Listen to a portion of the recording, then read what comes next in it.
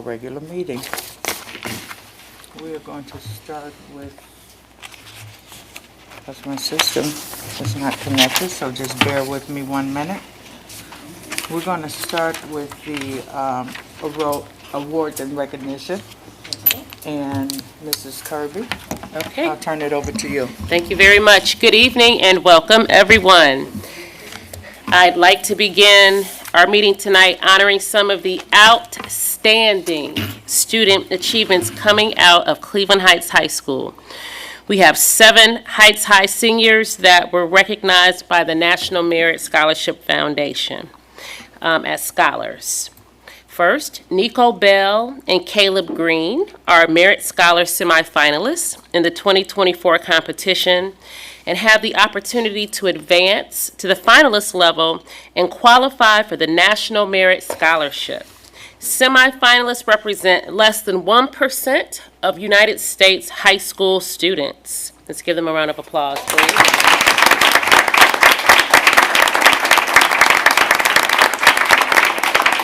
In a moment, I'm going to ask you to come up. Additionally, 5 Heights High seniors have been named Merit Scholar Commended Students, placing in the top 5% of the students who entered the competition. Those students are Natalie Beer, Laurel Butcher, Sean Egbert, Marcus Holland, and Mason Spieth. I hope I said your last name correctly.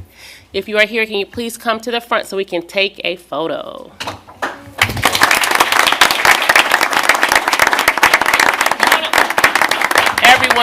Everyone whose name I said, yes, everyone.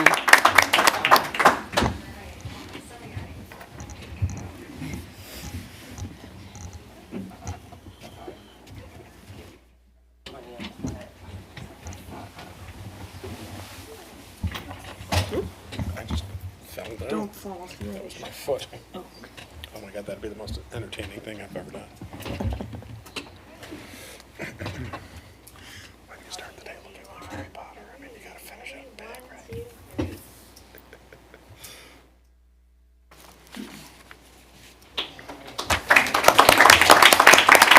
Congratulations.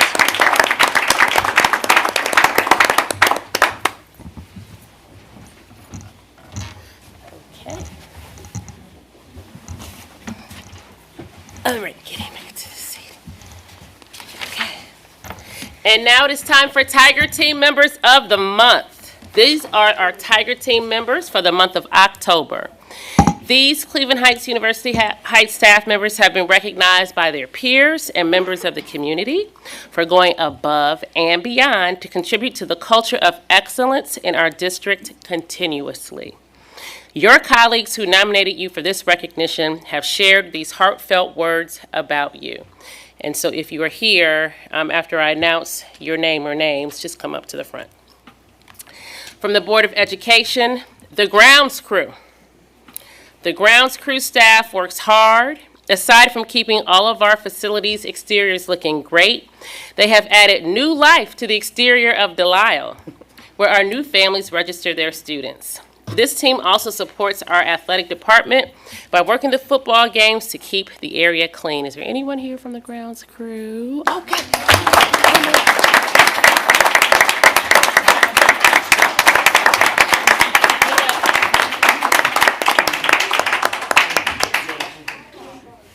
Sorry, you're the first, so you're going to have to stand. You gotta stay up there the whole time. Okay. Boulevard Elementary School, Jacqueline Young. As Boulevard's librarian, Jackie uses her unique artistic talent to decorate our library to look like a wonderland of books, echoing the love of reading. Together with Jackie's dramatic read aloud time, I think that's why I'm being dramatic today, students are strongly inspired to take out books and read. Is Jackie here? She's here.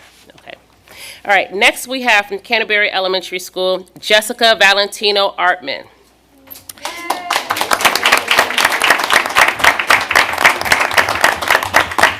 Jess is always willing to help out any teacher in need. On top of that, she's a fantastic teacher herself. In the years that I've been sharing a space with her, I've learned lots of small but effective classroom management techniques. Jess cares not just for her kids, but for the well-being of her building and the district. Come on in.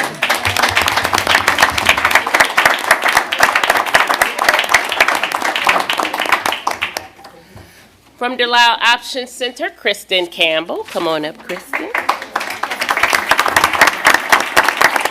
Kristen joined the options team last year and has become a vital member of the staff. She provides empathetic guidance with standards that lead to success. We are very fortunate to have her as a part of the team. Thank you.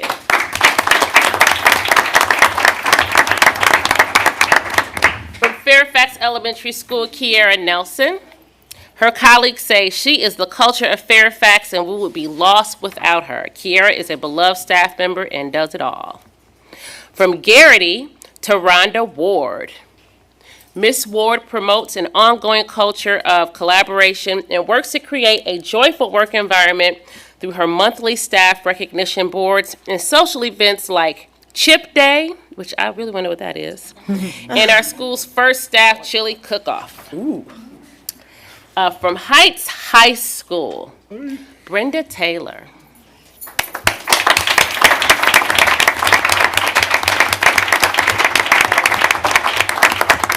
Colleagues say Officer Taylor has been dependable, reliable, and efficient in supporting Heights High.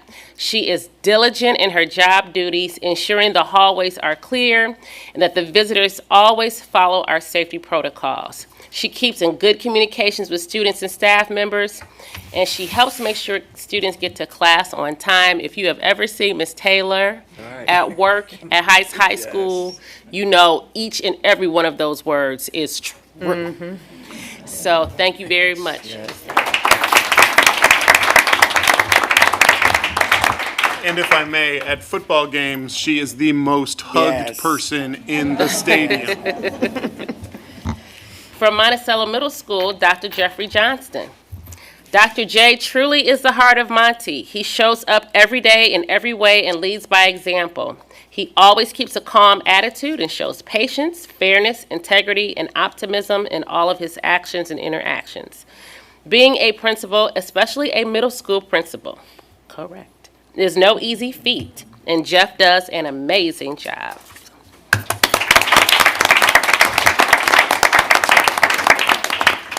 From Noble Elementary School, Vanessa Hagan.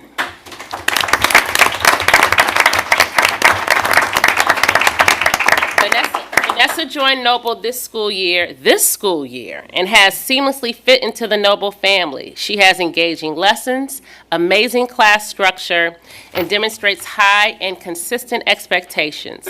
She works tirelessly to engage even the most challenging situations.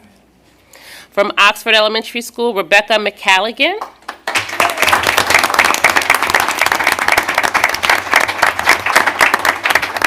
Rebecca has embraced our new core content curricular materials and is encouraging to her students who are practicing with the new programs. She comes prepared with questions and is always seeking outside perspective about how to make her lessons and engagement for her kids better. Her kids love her and all the energy she brings to the classroom. From Roxborough Elementary School, Daniel Hirschman Rossi.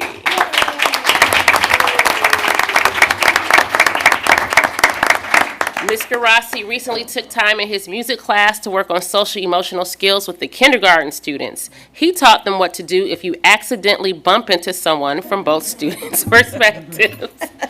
I have since heard the students implementing this important skill in the classroom. I am thankful to Mr. Rossi for helping our students to become not only good students, but good people. And from Roxborough Middle School, Leah Radke. Leah does an amazing job making Avid run school-wide. She makes Avid strategies easy to use to benefit all students. Leah is also an active BLT member, a DLT member, and the district RESA coordinator. She also plans all the student council events for Rox Middle School, and every decision she makes has students first in her mind. We are lucky to have her. Thank you. So if you're a winner, can you come up to the front with your plaque? Please.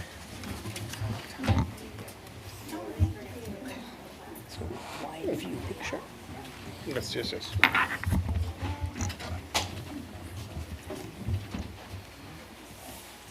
Sorry. It's okay. Maybe some of you go up there. Yeah. Yes. Stage 5 clean. Okay. Good that way.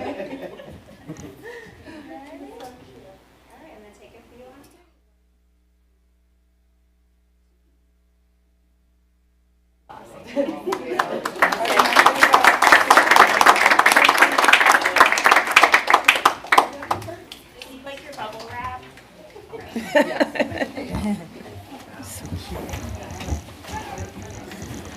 Reuse that bubble wrap stuff. Well, it's also a good way to prevent your plaque from being Hey. shattered True. on the way home.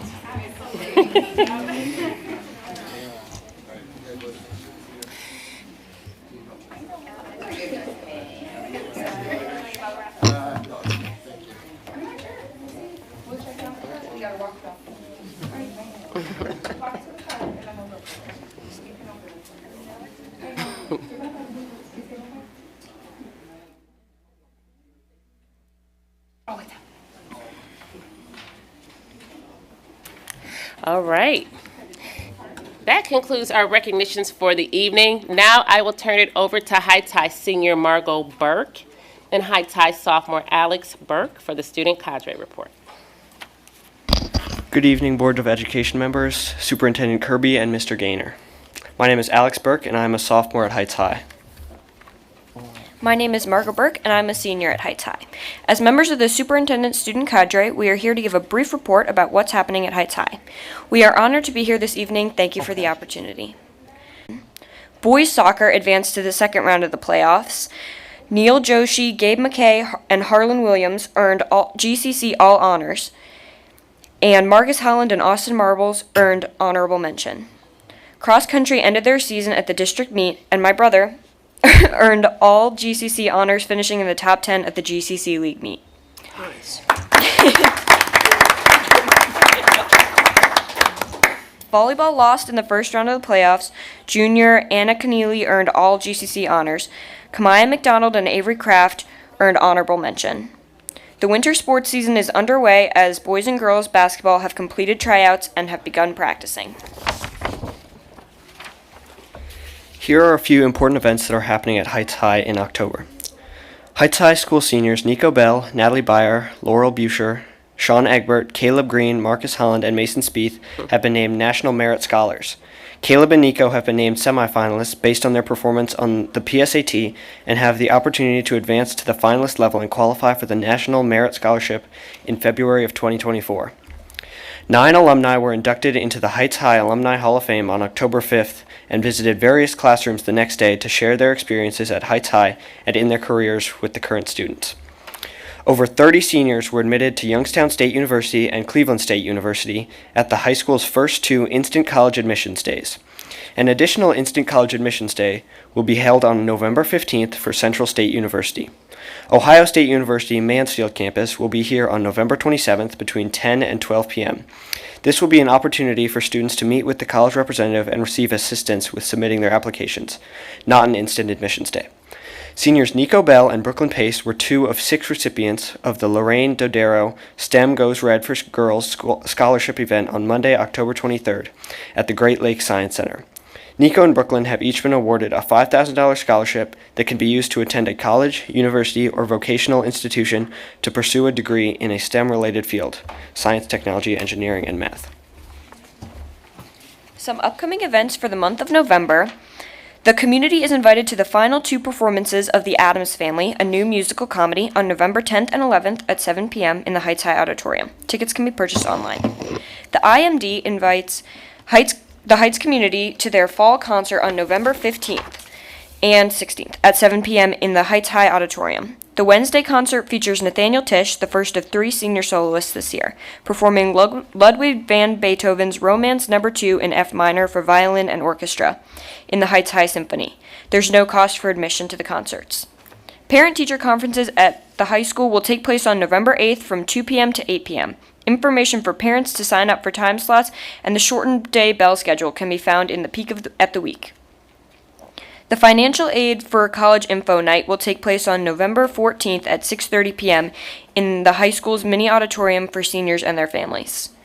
Tiger Nation has a chance to show all of Greater Cleveland and our immensely talented students and our district pride at the Heights Marching Band and cheerleaders perform at the Cavs game. The students will perform at the November 30th game during pregame. As a fundraiser for the newly formed Heights Athletic Boosters, which supports and enhances athletic programming throughout the district, tickets can be purchased at www.heightsathleticboosters.org. Next, I would like to talk about my sophomore year at Heights High. This year has been challenging and rewarding, especially in the classroom. I feel that the district really brings out the best in myself and those around me. My teachers make a real effort to prepare my class for the next stages. Now I will speak about my experience at Cleveland Heights High School. Throughout my time with this school district, I have felt supported by the staff and my peers. I also feel prepared and excited for the next chapter of my life. Thank you so much for your time. Thank you.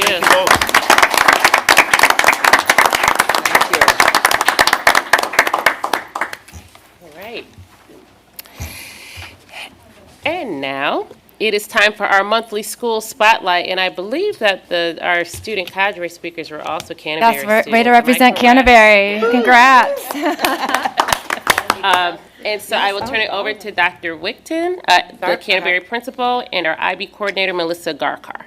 Well, thank you, Board of Education members, Superintendent Kirby, for having us here tonight. We are super excited to talk about the International Baccalaureate Program at Canterbury Elementary. I also want to give a shout out to Mrs. Garkar for making this great presentation tonight, and through her leadership that we have IB at the school.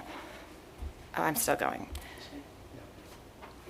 So we're going to talk about our IB journey, and the next slide shows our IB mission statement, which really encapsulates students taking action through their actions and through their academics and through the arts.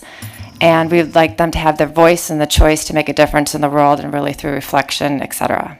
Here you go. Sorry. Sure.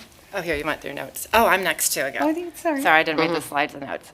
So here's a timeline of our journey. In 2013, when we started, we applied to be a candidate school. And through that process, we had to work with the teachers, with the coordinator, to write planners, infusing like the academic standards from the state of Ohio into the planners and come up with summative assessments, lines of inquiry, et cetera, which was a long process. And then they came in 2016, and the IB comes to interview parents, community members, they come to interview students, they walk through the classrooms, they interview groups of teachers at a time, and through that process, we were excited to become authorized. In 2021, during COVID, we did have an evaluation visit. It was through virtual, so they came in through our virtual classrooms and a lot of virtual interviews. So next year, we're going to have the evaluation visit, which has us really reflecting with our teachers, and Melissa is going to help us through that process, looking what we need to refine or what we need to change through the IB program. And then they're going to come in 2026 for the evaluation visit. Yes, second evaluation visit, you're right. So my slides are telling you a little bit about, you're good. Very good, about the heart of IB, which are these three sections here. It's the learner, so the students are always at the focus of what we are doing, then the learning and the teaching, and then the learning community. So when you look at that first section, it talks about agency. And I can remember in 2018 when IB introduced the word agency, I was like, how am I going to explain this to teachers when I can't even understand it, right? So just joining other facets of Ohio IB and the online community, agency is student voice and choice. So when that basically just sums it all up. Now, 2023, you hear agency in all areas of education. So the early learner is kindergarten. So from 4 years old to 6 years old, it's mandatory play. And our kindergarten teachers in all three of our IB schools here in the Heights were thrilled that is, it's sad to say, but it was made mandatory, that they still have time to explore and play as a part of their social emotional learning, a part of self-management skills, social skills. So our teachers definitely embrace the early learner. Our learner profile is probably the heart of the program. And we have 10 attributes that really teachers are asked to model these attributes, and then our students are asked to, again, embrace them and live them as well. And as I was thinking about tonight's presentation and the 10 attributes, I'm going to rattle them off here in a second, I was thinking about our staff. And today, thankfully, we had a wonderful PL, which is Professional Learning Day, up at Heights High and around the district. It was really an opportunity for teachers to live the learner profile. So the 10 attributes are being thinkers, risk takers, inquirers, communicators, knowledgeable, principled, reflective, open-minded, balanced, and caring. And when you think about those 10 attributes and you think about adults modeling those behaviors, today really shows all of those 10 attributes. So then we bring that down to our students. And at Canterbury, we highlight one word a month. Now, we're not telling the kids wait till February to be caring, right? We want all of these attributes happening every day. We focus on one word so that we can give students daily examples in our announcements, and teachers can go deep on what that means to be that type of attribute. And then you see action. So action, Dr. Wigton, she'll refer to it again later in the slideshow, but action is really where kids feel empowered to go and make a difference in the world. And their world could be their classroom, the school, their neighborhoods, and bring that back to tell their teachers about it. And we highlight it. Dr. Wigton does a great job on Take Action Thursdays, asking the parents in the Canterbury community to let us know about these great things that kids are doing at home that we may not be aware of that can relate to either the learning that's happening in the classroom or any of those 10 attributes. And last but not least in this column is the exhibition. I'm going to save that for Dr. Wigton's slide when it comes up. That middle column is about learning and teaching. And again, this is not just about students. It's the adults in this district as well, continuing to be an open-minded, lifelong learner. So you have transdisciplinary learning. This is different than the middle school. So both at Monty and Rocks Mid, we have interdisciplinary. So once a year at the middle school, 2 subjects are to come together and do an interdisciplinary unit. And that's 1 per grade level. That's the minimum. At the elementary level, at all 3 of our PYPs, so Fairfax, Canterbury, and Roxelle, it's a transdisciplinary approach.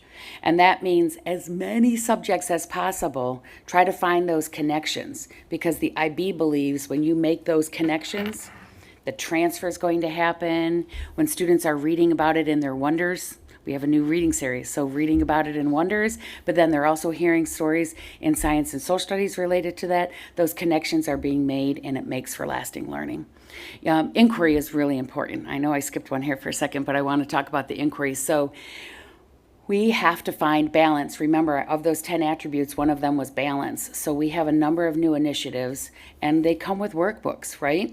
So we understand that. But if a teacher at the end of the day looks back, reflects, and says, gosh, my kids didn't really have an opportunity to go deep and explore or collaborate, or communicate with their partners because they were in workbooks all day, that is a professional responsibility to make sure that inquiry is still taking place, whether it's bringing in a guest speaker, whether it's taking a field trip, whether it's just going outside and exploring. That inquiry-based instruction is still really important. I'm going to go back up to the approaches to learning. So the approaches to learning are 5 skills. And these skills, sometimes teachers are like, oh, it's so hard to get everything in.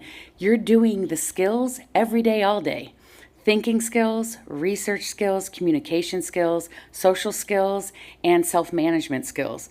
You think about from kindergarten up through high school and beyond, those skills will take you far in life. And so we start in kindergarten really developing what those 5 skills mean and what they look like for a student. When you look then at the key concepts, that is more of, instead of being topic-based, this is more of the key concepts. So form, function, causation. I presented twice today during our professional learning, and my topic was on key concepts and making sure that teachers are looking at all of our new programming that we're using. We're in a pilot year for our math. We've adopted a new reading series. So making sure that teachers are looking at what's happening in all the resources that we have and making sure that we're focusing on concepts, not only topics. We have the program of inquiry, so that's on display in all of our buildings. If you walk our halls, you'd be able to go and grab a sheet of paper that you'd be able to see the whole year at a glance. That's the program of inquiry. Assessment is big. So we know that formative assessment is happening all the time. As a professional, you're always eyes around the room, who gets it, who doesn't, facial expressions, stop when it's confused, you see confusion, or keep going, go deeper. So assessment is always happening. And then in an IB school, you have summative assessments. So at the end of a unit, and there are 6 of them, at the end of a unit, you would try for the hands-on learning that would make it fun. That's oftentimes what the highlight of the kids' days and of their planners is, making sure that they can show you what they know through their summative assessment. And I'm so proud of Cleveland Heights because language is the last column here.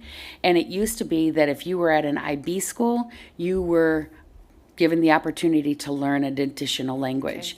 And K-5. And that's unheard of. Many school districts have a language being taught in the middle school, maybe starting in 7th or 8th grade. But here in the Heights, we start that in kindergarten. And again, what I'm proud about is that's not just at an IB school. We're doing that in all 7 of our elementary schools. So kudos to Heights. The last column is the learning community. So we definitely want a community of learners feeling. We want our students to feel like they belong. International mindedness comes naturally if you have these 10 attributes as a part of who you are. That is the definition of international mindedness. When you have those 10 attributes that you embody, you are internationally minded.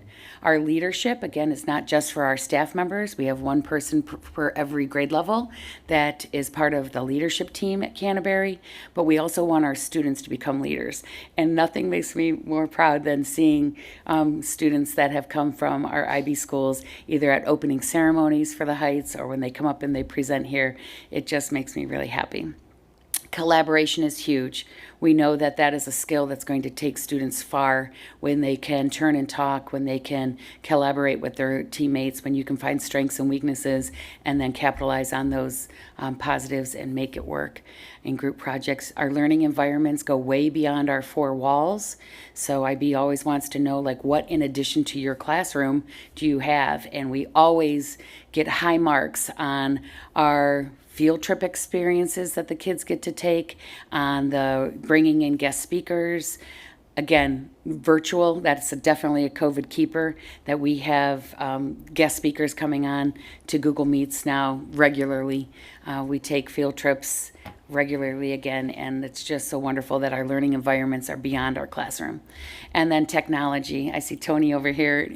I am a tech leader at Canterbury as well, and I'm just so proud of the fact that we have technology in the hands of kids and that we are mindful of how that's being used, and that when I give tours to families that come through my 2 elementary buildings, Roxelle and Canterbury, they always want to know about the technology, how much time, and I always bring up the word balanced. Again, it's one of those 10 attributes. We have a balanced approach to technology. I know that was long. Thank you for staying with me. No, it's great. Thanks. Well, and I also want to add with the technology, it's great. I was in a kindergarten classroom the other day, and we were using Seesaw, which is a online platform that they can share all their work from kindergarten through 5th grade. And the students are able to put up their learning and their exercise and communities on Seesaw. So it's another district resource we're really happy to have at Canterbury, and it really just models all the learning that's been going kindergarten through 5th grade. That's right. Oh, are you still? Yeah, I know I jumped ahead. No, I love that you brought up Seesaw. That was great.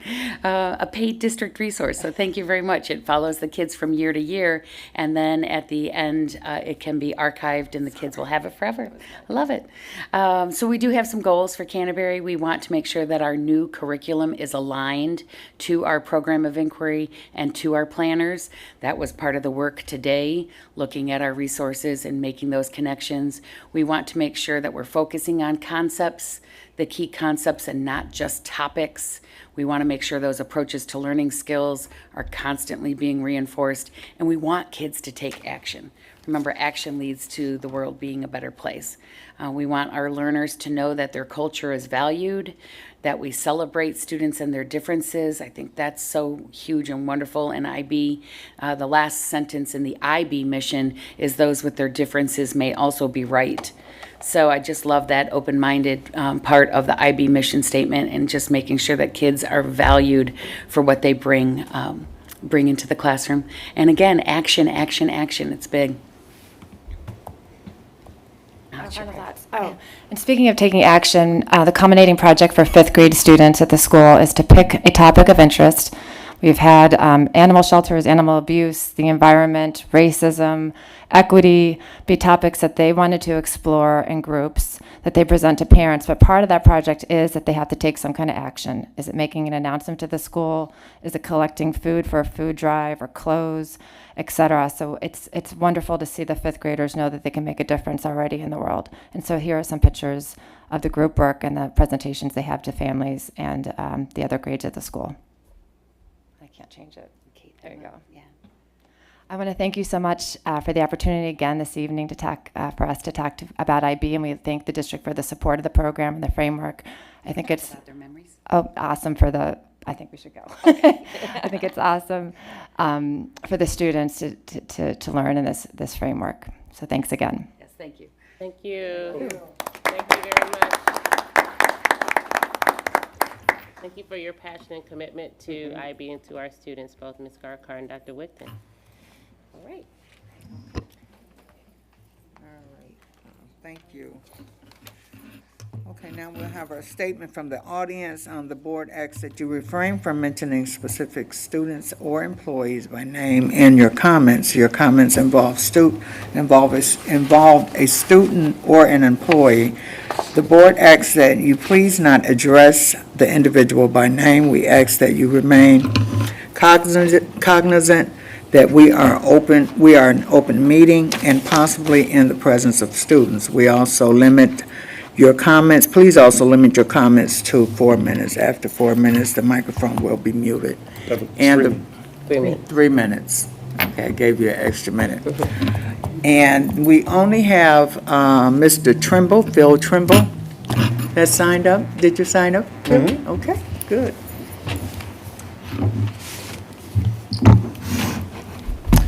Hello, Board, Superintendent Kirby and Mr. Gaynor. I, like many of you, earned my voting sticker this morning, but had the somewhat unique honor of getting to vote for myself, for school board, as well as Gabe Crenshaw, who's also in the audience. I just want to take a moment to say hello, tell you how excited I am to serve the district, the kids and parents of the district, and also thank Mr. Posh and President Wright for their service in their 2 terms. And for me personally, I think particularly President Wright for some of the knowledge and things that you've shared with me in the past couple months, just out in the community, out at events, passing out school supplies, things like that. So yeah, I'm looking forward to it, and can't wait to see you guys in January. We look forward to it as well, Phil. Yes, thank you so much. And I would just like to welcome Mr. Phil and Ms. Gabe on the board. These are our two new board members, and we thank you so much for serving this district, and we look forward to what you are going to do on this board, and I know you're going to do wonderful things. Thank you so much. That's the only one that we have signed up, but now we have our just 1 second. My computer is not working, it's just troubling me greatly. I got you. Okay, we have a presentation from The Taylor Tutor from the Development. Taylor Tutor project. If you gentlemen will come up.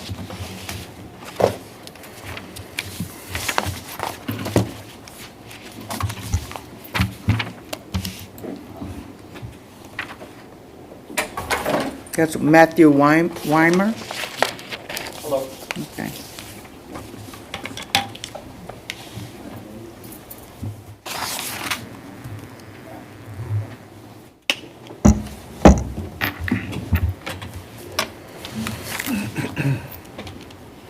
Good evening. Good evening. Good evening. How's everybody doing? Good. Thank you for having us. I'm Matthew Weimer with WXC Development. With me is Rich from KJK. Let's see if we...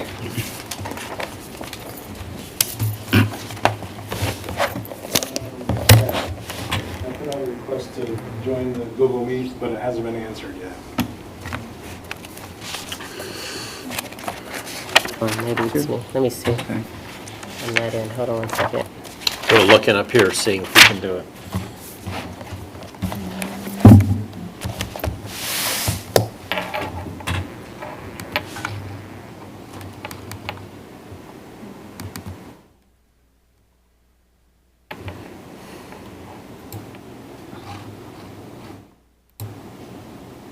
Try it again. That's my own invite.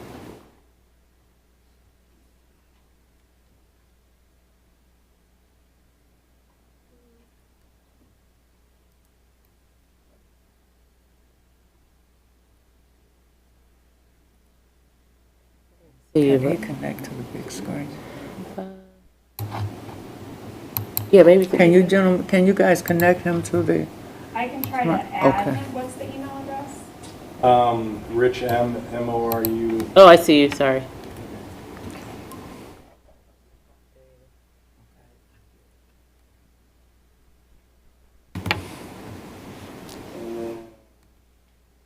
Sharing rights.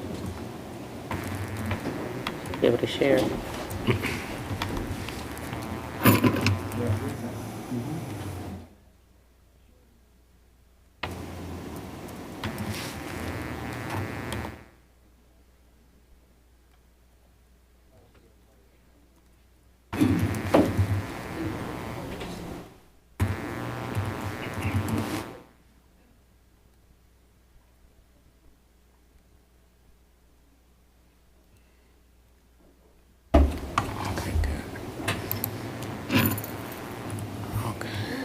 Uh-huh.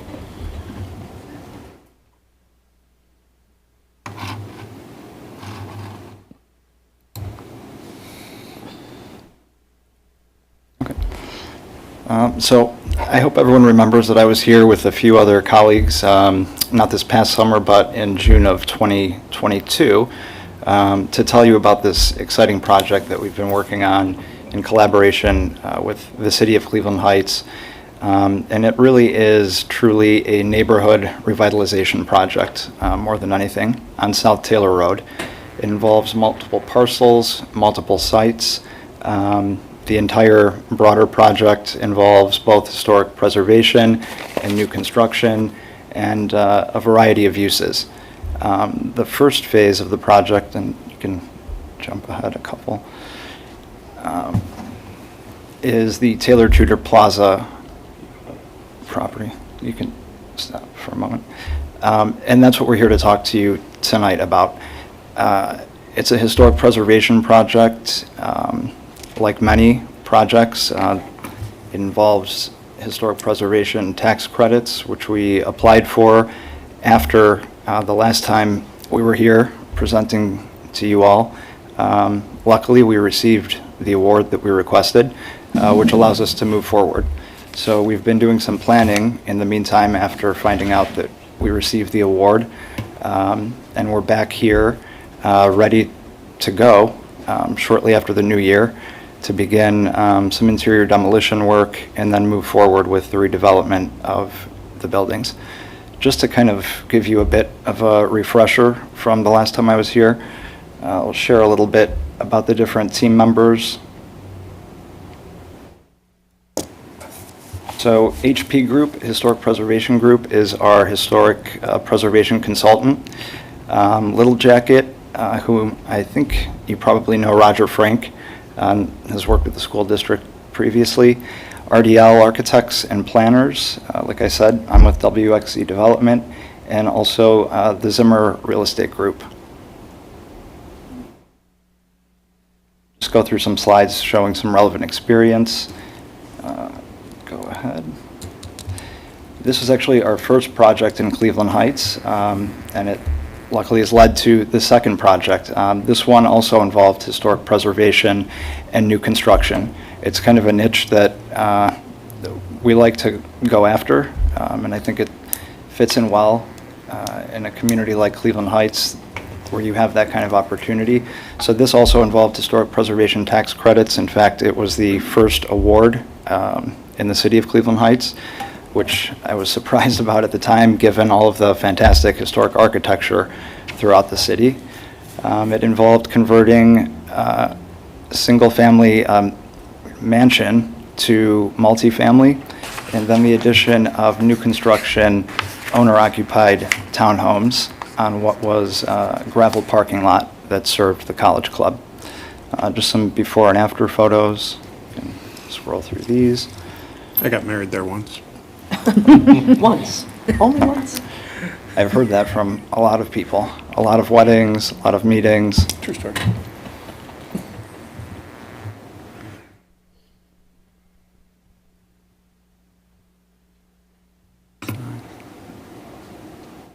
Yeah. Large image files.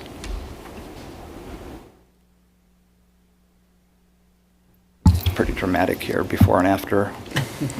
So you can see the historic mansion on the right, and I failed to mention, behind the mansion is the original carriage house on the property, and we converted that to multifamily also, so there's now 4 apartments in that structure, 10 in the historic mansion, and then 12 for-sale townhomes that you see here to the left.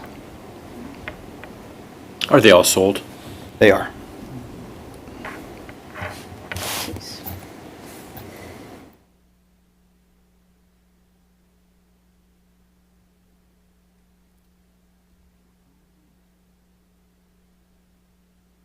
There's some interior photos of just a couple of the for-sale townhomes. We'd love to do more of those. They sold very quickly. I think the reason is there's a deficit of new product. In particular, people looking to downsize from a large home in Cleveland Heights or Shaker Heights or any of the surrounding communities. There's really no new construction for that demographic. Certainly not much that has a first floor primary bedroom.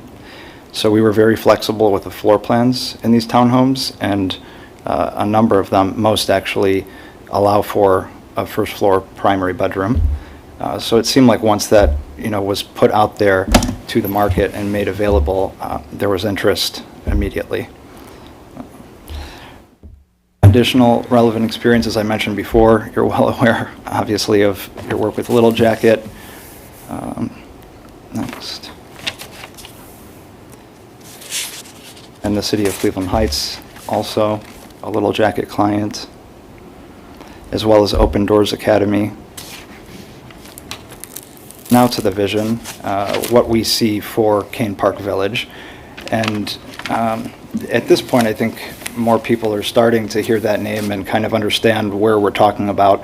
But at the beginning of this process, I don't think that name was common. I mean, not like Coventry or Cedar Lee or Cedar Fairmount, which had a true identity and sense of place prior to the large projects happening in the 2 neighborhoods there.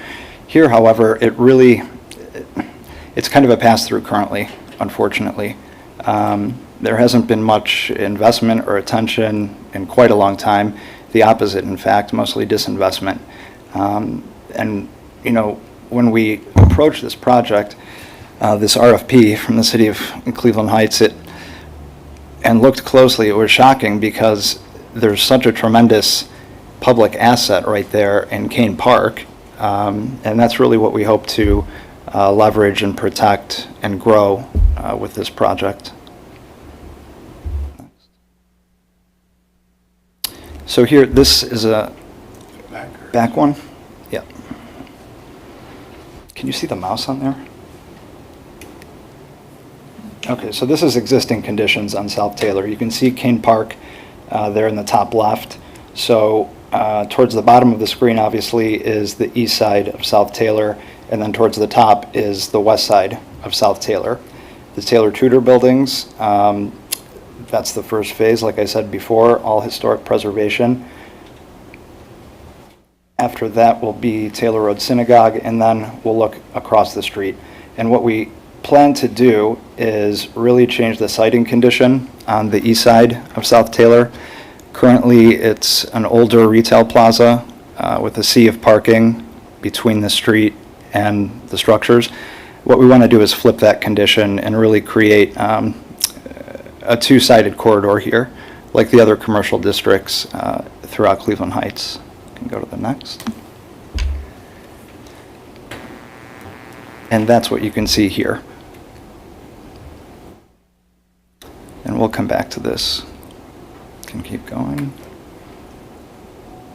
Just to share some of the community engagement that we've done over the last couple of years. So this was kind of a fun introduction of the project to the community at large. This was during the Kane Park Arts Festival.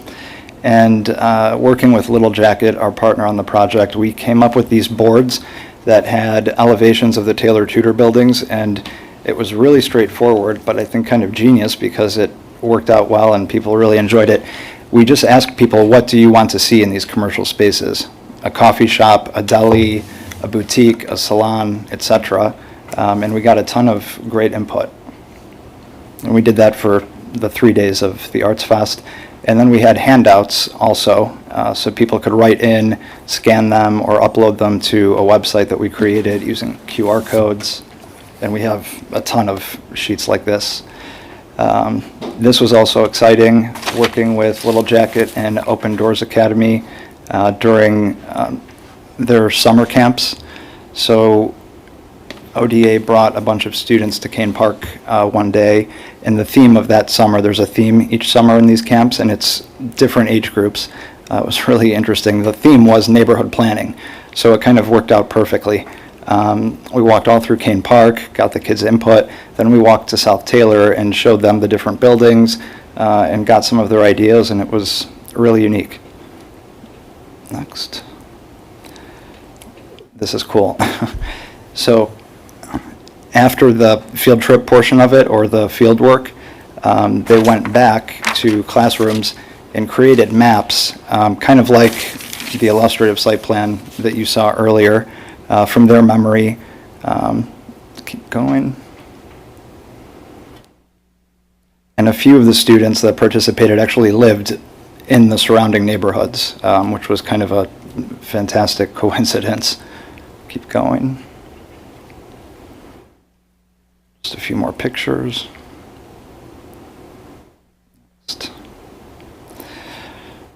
This is also exciting.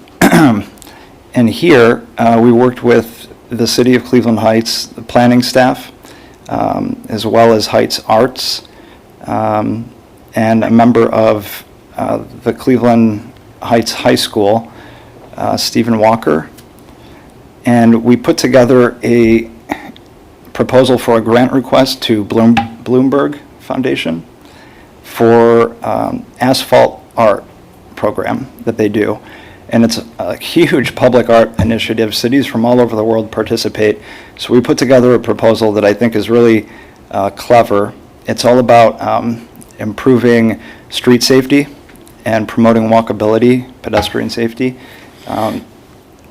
In our proposal, we're proposing some significant changes to the right-of-way on South Taylor, bike lanes, a median with plants, bushes, small trees, really a road diet, if you will, taking out a lane because it's so wide, and really promoting pedestrian safety.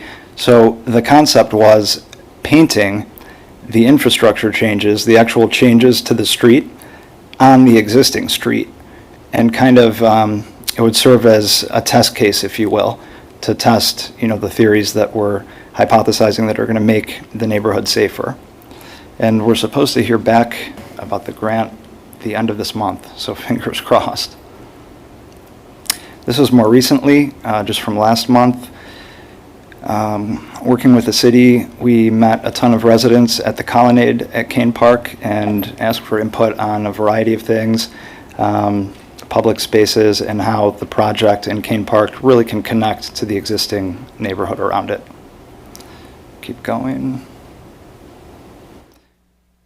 This is just kind of a section showing street condition as proposed in our plan. Next.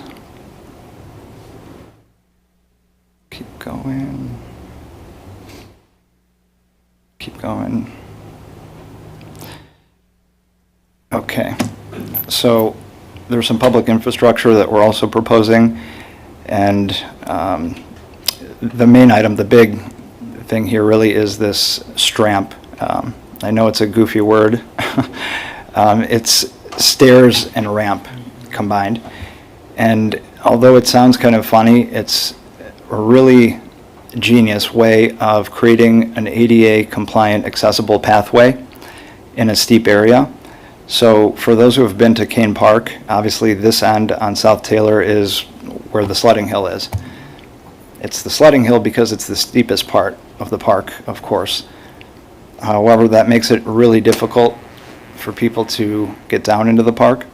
So when we were studying Kane Park at the beginning, putting the proposal together, we looked at all of the different entry points, and we realized there's really no accessible pathway to get into Kane Park. We all know that the city's motto is all are welcome. We took that to heart, and you can't have this massive, fantastic public asset that's, meant to welcome all if it's not accessible to everybody. So this is a creative way of, establishing accessible pathway into Kane Park at the steepest point in the park along South Taylor. It also doubles, though, as kind of a cool sculptural public infrastructure, public seating space. So if you could, here we go. Exactly. Has anyone seen the Solstice Steps in Lakewood? Similar to that, but better. Next. It would have to be better. And we'd hope to create a public plaza at the top. So it really could be a place where people, parents, friends sit and watch kids while they sled. Maybe there's a kiosk in the future serving hot chocolate in the winter. People walking across and having lunch here. Keep going.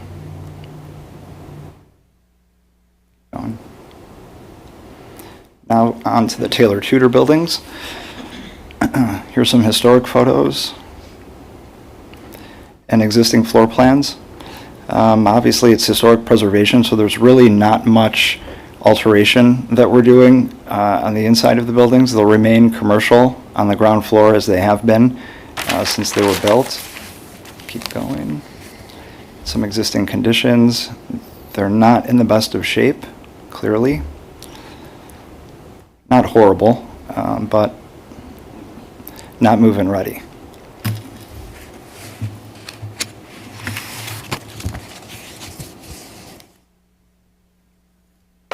So you showed us pictures of College Club, compared to this. I mean, what type of rental do you see these to be? From a market standpoint? Yeah, market standpoint, who would they be attractive to? Have you thought about pricing? Have you or the city put together kind of any kind of studies to look at what the market could afford? They'll be market rate.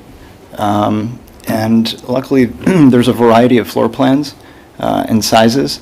So there's studios that are a bit more boutique, if you will.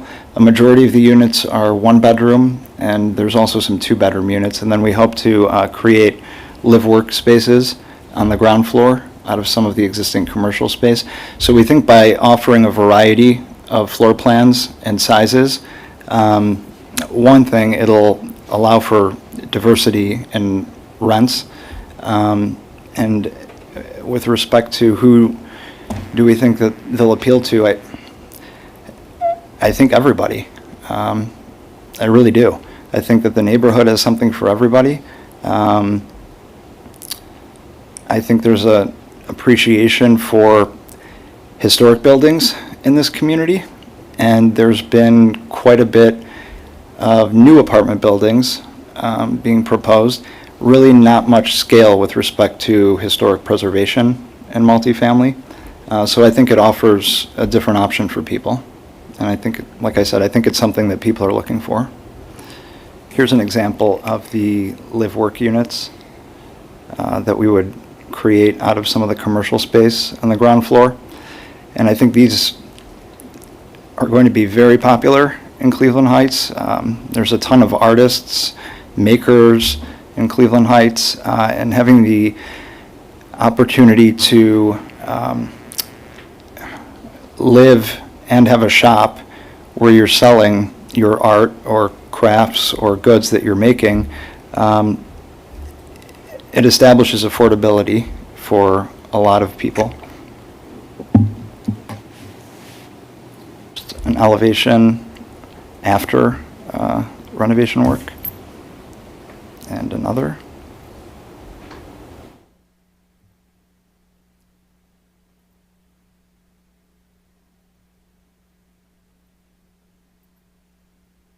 So do you propose redesigning the street as part of Phase 1? I'm seeing here the dedicated bike lanes and the change to parking and such. Not part of Phase 1. And that obviously has to be done in collaboration and partnership with the city. We can't, of course, do the street ourselves. As I understand it, the city completed a study with NOACA a few years ago, and now has put in a request for implementation funding to do that study. So we kind of have our fingers crossed and hope that they receive the implementation funding to do this plan. If I may, I know that we're running short of time, but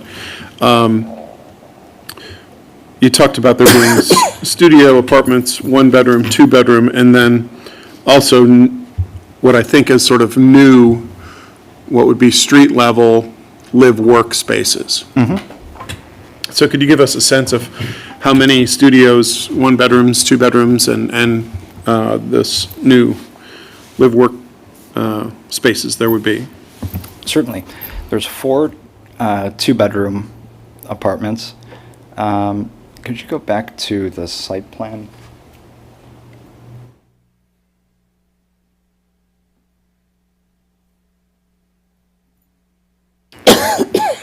The 2-bedroom units are at the corners, so the intersection of South Taylor and Superior Park, on the 2nd and 3rd floor of each of those buildings. There's 1-bedrooms and studios mixed throughout the 2nd and 3rd floors of each, and then the live-work units, there's 8 total, and most of them, 6, are congregated in the northernmost building, and 2 units are in the middle building, just south of that one.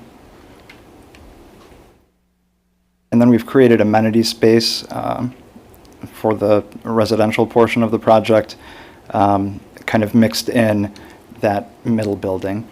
What kind of space? So a boutique lobby, conference room, leasing office. We're also adding an elevator. Good.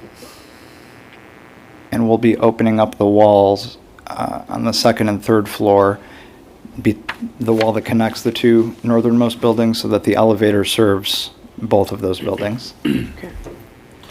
So there's 4 2-bedroom, 8 live-work. What of the studios and 1-bedrooms? I think it's about an even split with slightly a few more 1-bedroom. I can't. Even split of Between studio and 1-bedroom. Yeah, I'm looking And just there- for how many? We're talking 30, 40, In 12? total, there's 44 apartments, so if we Okay. take 4 out that are 2-bedroom, 40, so I want to say it's like 12 and 18, studio to 1-bedroom. Can you explain what live worked, what that is? Sure. Could you go back to the one sheet showing, perfect. So we're taking 8 commercial spaces, and we're creating a combination of like studio space and apartment. in the commercial spaces. So think of someone that's a visual artist, a painter, or maybe a jewelry designer. I see. At the front, which is oriented, thank you, towards the lower part of the screen, that would be the shop space, if you will. To the rear of that would be the apartment or the live space. Okay.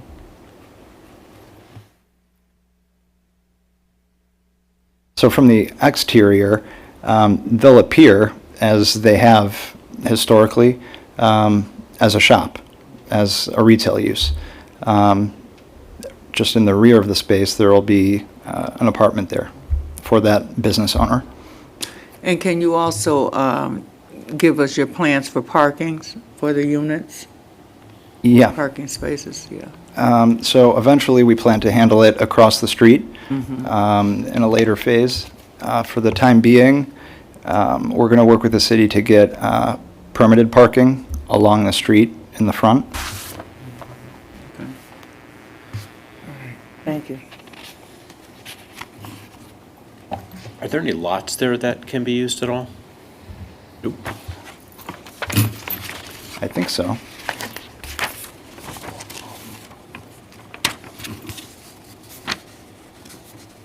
Go back one. This kind of gives you an idea of the mix of spaces within the buildings.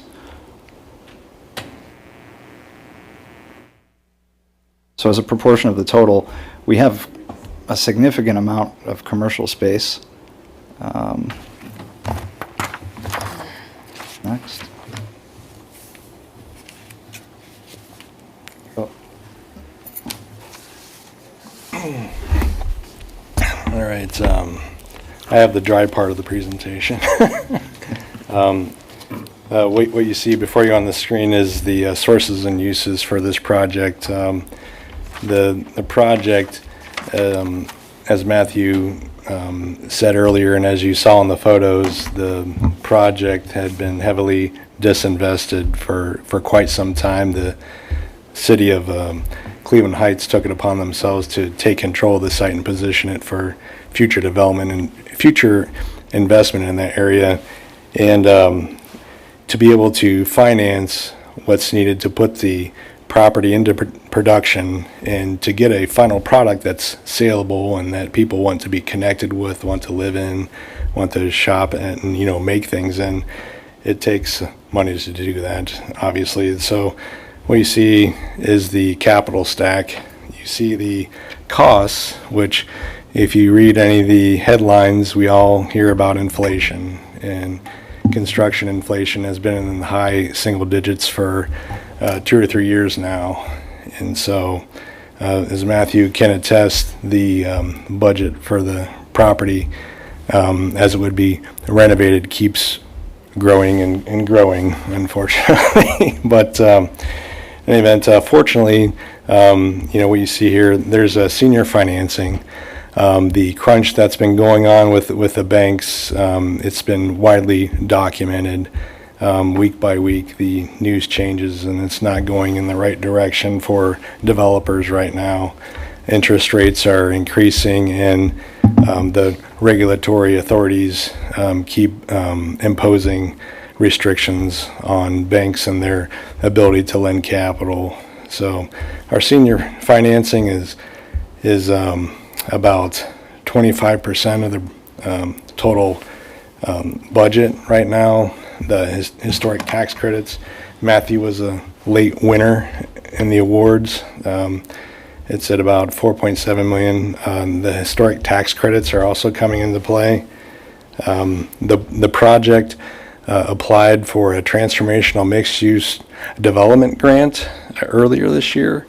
We're competitive. We're currently fielding follow-up questions from the Ohio Department of Development, so the state is being supportive through state historic tax credits and hopefully the TMUD. And then we're requesting and working with the city of Cleveland Heights, and ultimately we're requesting school district support for the project. We're hoping that the parties would agree to a tax increment finance arrangement on the project to support its development. Any questions on this before we move forward? Senior financing does not refer to senior citizens, it refers to standard bank capital.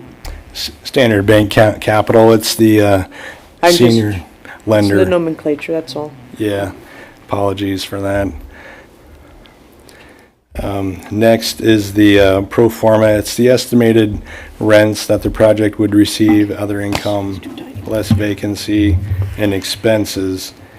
And, this is based on market data research that Matthew has conducted, I've conducted. per square foot. Also working with the city of Cleveland Heights.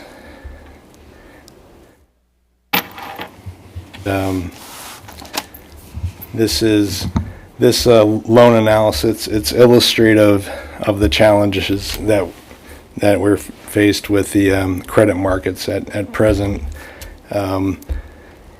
Valuing the property, it comes out to a valuation of about 6.7 million, and then if you size a loan, you don't get, in most real estate, you don't get to get a loan in the full amount of the value of the property. And so we estimated at 75%, and, the loan to cost ratio, it's extremely low.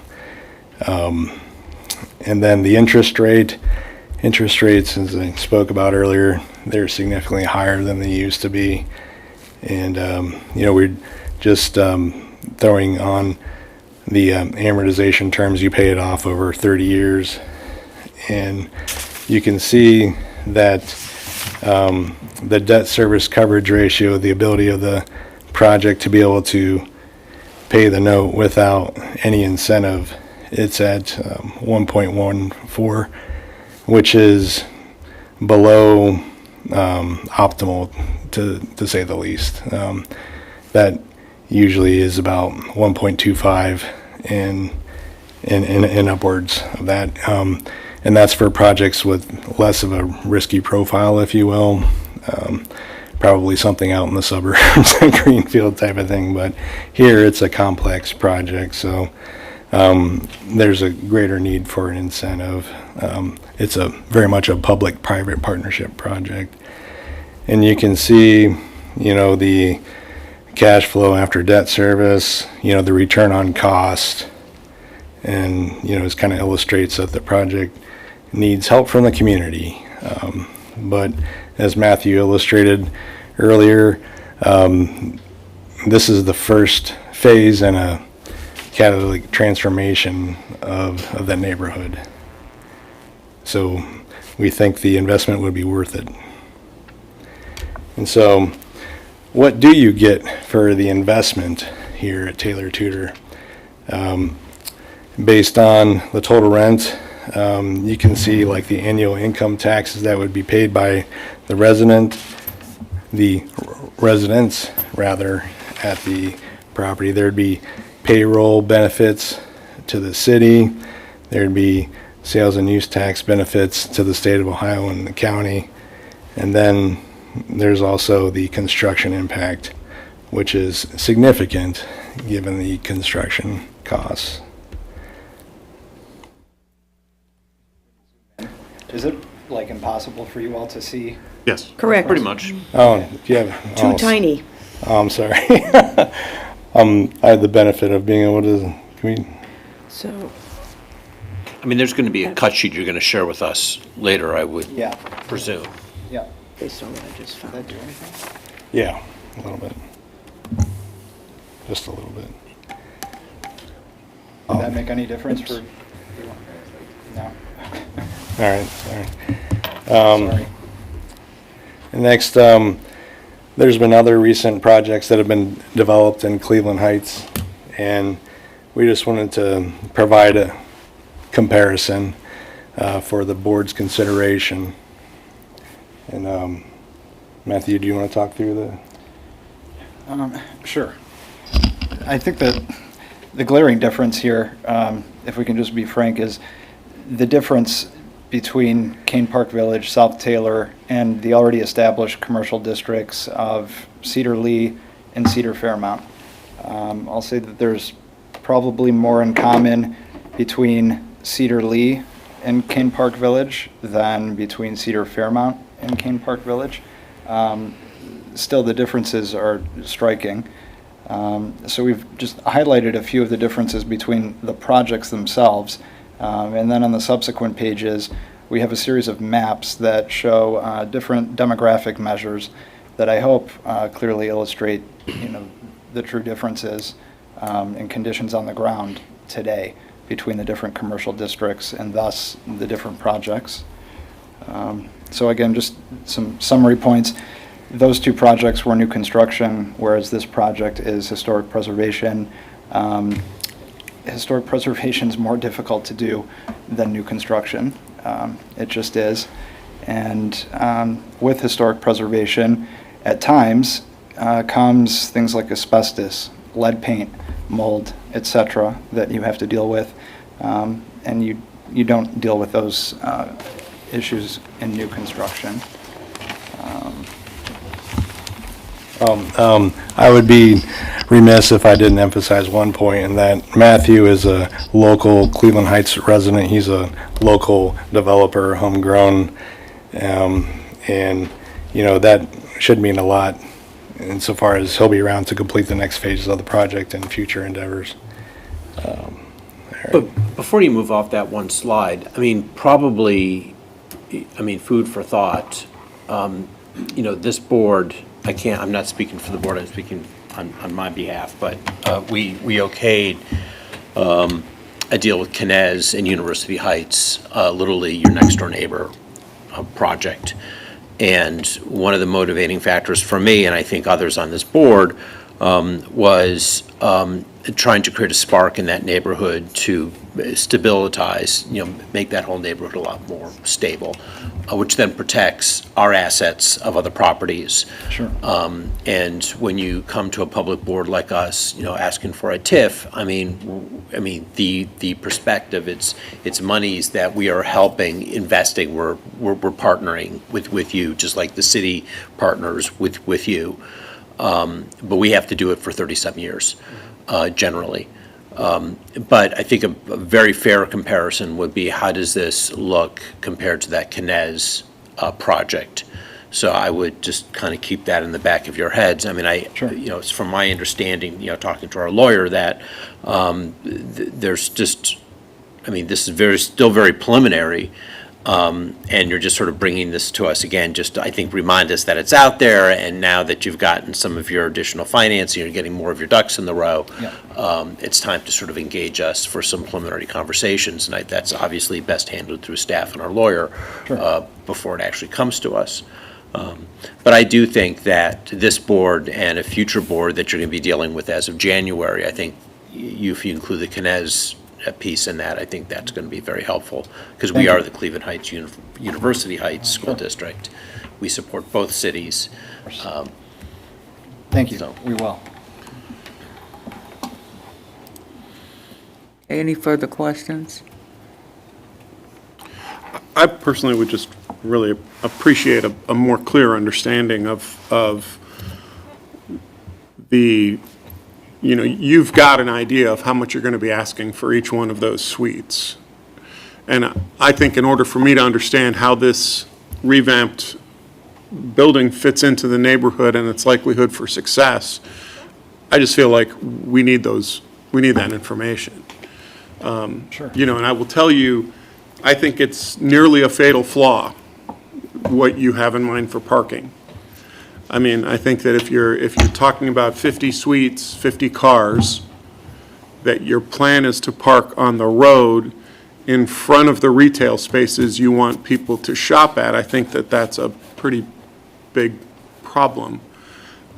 These buildings were built, as you know, when we had public transportation and people walked. So I think that, to me, just looking at it, and then we've got suites next door that are not rented at buildings of the same era. So so far it seems like a incomplete plan. I appreciate you touching base with us again. certainly because I think that we weren't sure what had happened with it. So we have a couple other potential locations for parking during this interim period between phases, if you will.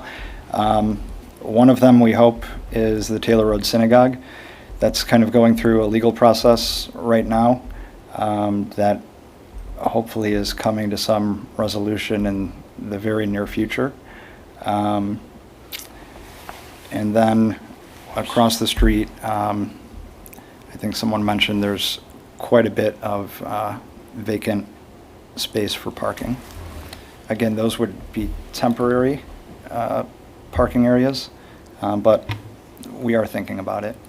I'll also add, though, I don't think that a 1-to-1 parking ratio, for example, with a project like this necessarily would be advisable. We're seeing in a lot of other neighborhoods that younger demographics, and not even necessarily just younger demographics, people in general, have fewer cars. There's more of a reliance on public transit or car share, or perhaps one car between a couple. But there's no bus line running down Yeah. Taylor Road. If I know. lived there and did not own a car, I would have to walk to Mayfield to get a bus, or I'd have to walk to Cedar to get a bus. You'd have to walk to Severance to get groceries. Severance is a bit of a schlep. Yeah, or you go to Unger's, but Right. it's, Or at the other end of the park. go Right. through the park Or to Dave's. in the winter carrying my groceries. I don't know. To me, even if I were single, it would just seem like Yeah. a pretty big schlep. I think the demographic that you just described exists, absolutely, in Washington DC. And, Okay, not so much in the Heights. I don't see it. fair enough. And I would point out that this is the first phase of a, call it a 3-phase development across Taylor from the site. There's a planned 450 space parking garage, to your point. I think if one of the overlooked things that people, particularly in the suburbs, they didn't think that people could park on the streets. Well, only you can park on the streets. There's a lot of surface street parking nearby, and between that and the parking that'll be available at Kane Park or, Taylor Commons currently across, the 1980s, strip shopping center. There's a way to bridge the gap until we get to the 450 space garage. And so the garage will come at what phase? Second or third. Okay. The project necessarily is phased out because of the preservation tax credits and only being able to apply, one project at a time, and then we need some space between them. Across the street, since it's all new construction, it's not really bound by those application calendars. So is it second? Certainly second to the Taylor Tudor buildings. That doesn't mean, though, it would be the third. In other words, it could be happening concurrently with Taylor Road Synagogue. Can you give us a year for that? Like, what year are we talking about to finish the phase 1, and then what year are we talking about to finish the synagogue? What year are we talking about to finish the parking garage? So we hope to start work on the Taylor Tudor buildings early spring, early this next year, 2024. Figures 16 to 18 months for construction activity. With Taylor Road Synagogue, it's not listed on the National Register. It's not included in the Stadium Square Historic District here, so we need to get it listed. That'll take approximately 1 year. So figures start December, January. While we're putting together the application and submitting it to the National Park Service and state, we'll simultaneously seek to work on the tax credit application so that once we have confirmation that it's on the National Register, we'll be ready to apply for preservation tax credits in the soonest round in time. So I would put that at, again, if we start, January of '24, we'd be applying in the spring of '26 for that property. And as I said, across the street can happen simultaneously. So sometime in that time period.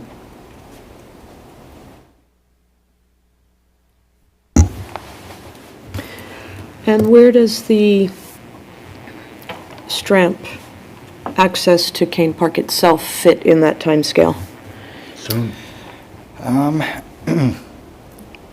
Much sooner. So that can occur.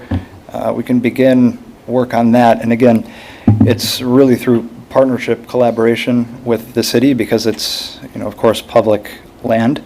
So we would put together all the design documents necessary, get to a bid package, deliver that to the city to review, get everything approved and permitted, and it would put the city in a position to be able to go out to bid, to receive bids from contractors to build that piece of infrastructure.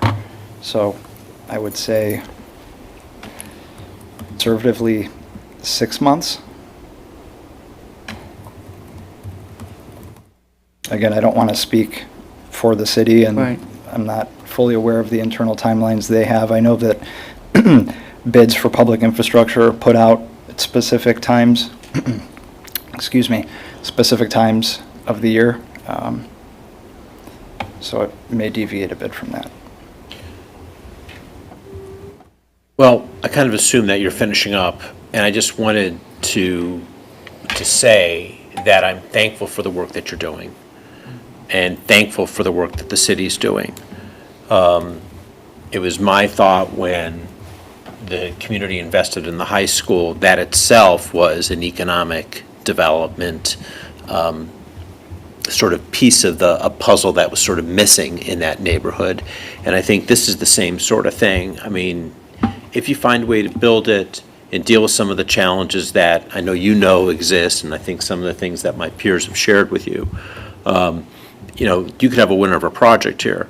And maybe we all have to invest a little bit more to get this one done, but then this investment lifts the area up, so when you do phases B and C, they're more valuable. And hopefully, we don't have to invest as much because, when we pull money, when we do this kind of stuff, it could be theoretically conceived less money for our students. So that's something that we always have to be wary of. And it's not a concern, for example, if the city has. They have other important things that they deal with, but our core mission is, academic achievement for our students. So, Certainly. so thank you. Thank you. Okay, thank you, Mr. Wyman. And I think it's possible. I thank you for the presentation and your team. Thank you.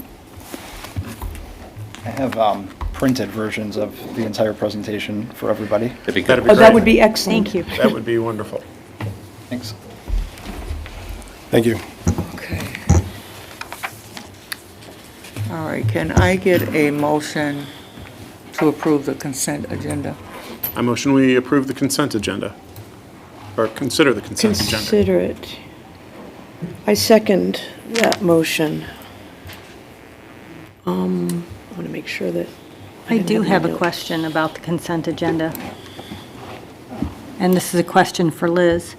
So I see we have a field trip to Washington DC for Roxborough Middle School, and I was wondering when Monticello Middle School is going to be doing their field trip to They're going in the DC. spring, because the cadre kids are talking about it. Okay, because this Rox one is also in the spring. Are they going, oh no, it's going in the fall. So once again, our schools are going to be doing separate trips, not coordinating and doing them at opposite times.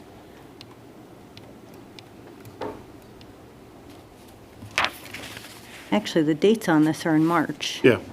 So March 20th, 20th to 22nd. So are they going to be going together? I'm not sure of that. I'll follow up though and check. I know the Monticello students were saying it's coming up in the spring. I don't think they're going together though. Am I right? They don't go together. Yeah. Yeah, okay. I'm just curious if there would be a cost break if they would do it. I mean, I know when we had the joint middle school at Wiley, they did go together, and it was a fantastic experience for the kids to come together and do that. And there was, at that time, the discussion of, oh, yeah, that was great, we should do that again. And then, of course, the school split apart, and it's never happened again. So I'm just bringing it up as a, Yeah, we can ask, we'll ask the principals, if they're interested in coordinating. okay, thank you. But they are definitely both going. Okay, So. great. Also, I see we have some really nice donations, and I'd like to thank the community for that. And we're sending our high schoolers back to Belize, which is really exciting. Well, In relating, yeah. Alongside the high-end science work, the advanced placement science. Both Classic. of those field trips, the field trip to DC and the opportunity to go abroad with the AP Science classes are just once-in-a-lifetime experiences for our students. Yeah. And it really does, it broadens their horizons, it deepens their learning, it's terrific.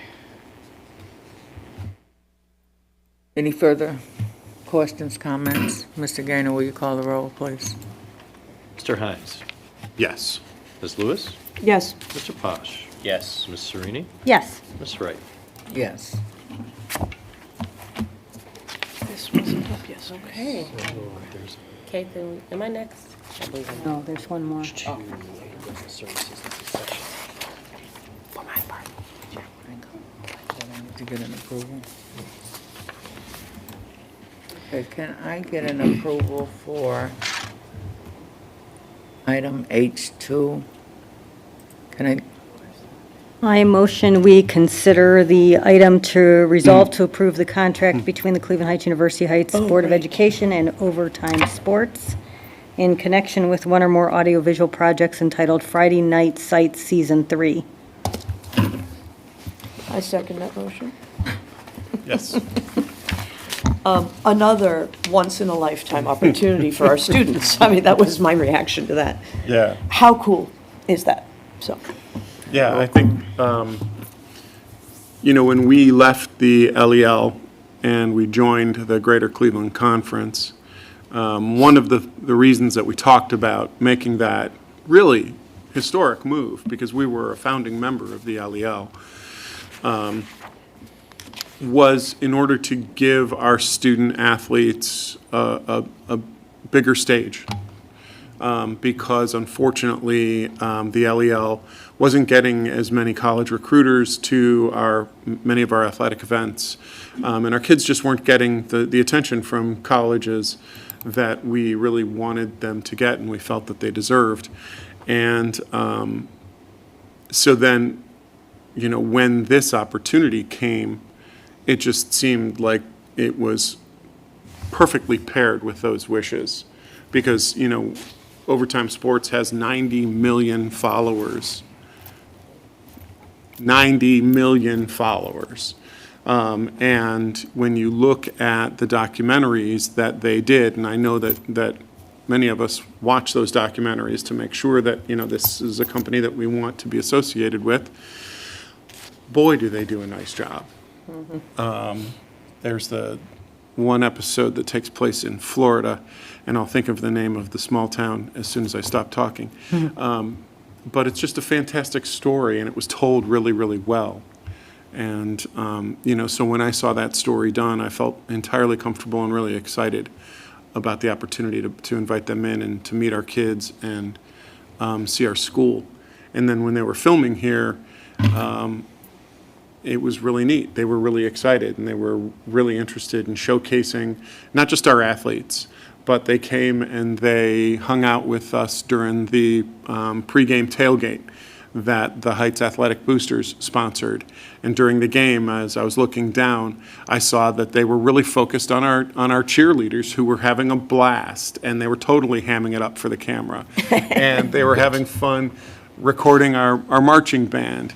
And at one point, I saw them shine the camera up to the building where we had, where students who were literally performers in the Addams Family were seeing their silhouettes looking out of our classroom windows and watching the game when they weren't on stage.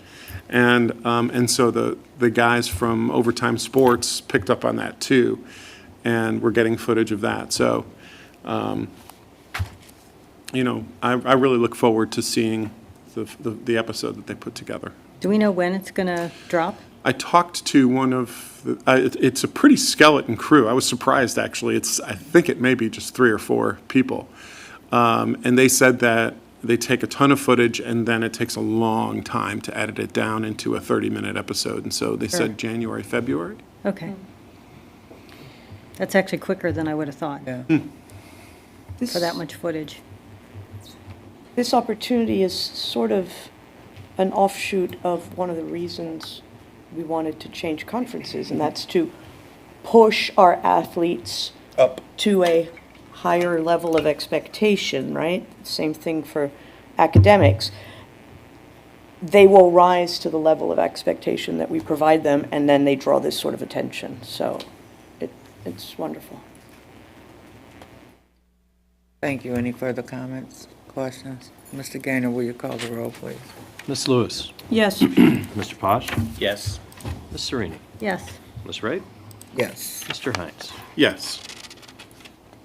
Actually, I'll present Ethan. Yeah. So I had to make an adjustment.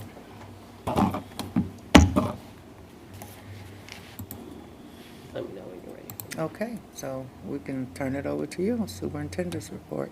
Okie dokie.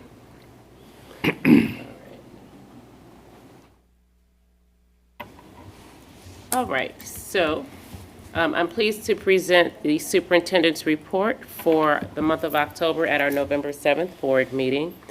And I will continue to share updates aligned to our strategic plan and our 5 goals within the strategic plan. So, as it relates to goals 1 and 2, which focus on student outcomes and educational approach, during the month of October, I had the pleasure of meeting with the superintendent's cadre, both from Heights High and also Monticello. At both of those meetings, students discuss and share ideas and feedback on things happening within the district and also around the world. It is a really wonderful space where kids are very frank. They have great suggestions and provide great insight. We will be doing our cadre meeting later this month at Roxborough Middle School as well. Also during the month of October, we had a wonderful AVID showcase at Roxborough Middle School. There, teachers and administrators from Akron, Columbus, East Cleveland, and Brunswick visited middle school classes at RoxMid to look at the school-wide implementation of AVID, which includes the tutorials, focused note-taking, Socratic seminars, and Wicker. RoxMid will continue its journey towards becoming a national AVID demonstration school, which is a huge honor and designation, so looking forward to that. During the month of October, we have been having deep dive meetings with each of the principals to look specifically at the report card data from the recent report card with the lens of alignment with our strategic plan and their building level action plans as well. Very good conversations. We're able to really tease out some of the trends that we're seeing in schools to ensure that we're addressing our needs and building on strengths. Also in October, we had our district leadership team meeting. That is a meeting where leaders across the district, both here in central office and at the schools, come together and focus on one specific data point for the month of October. That data point was climate.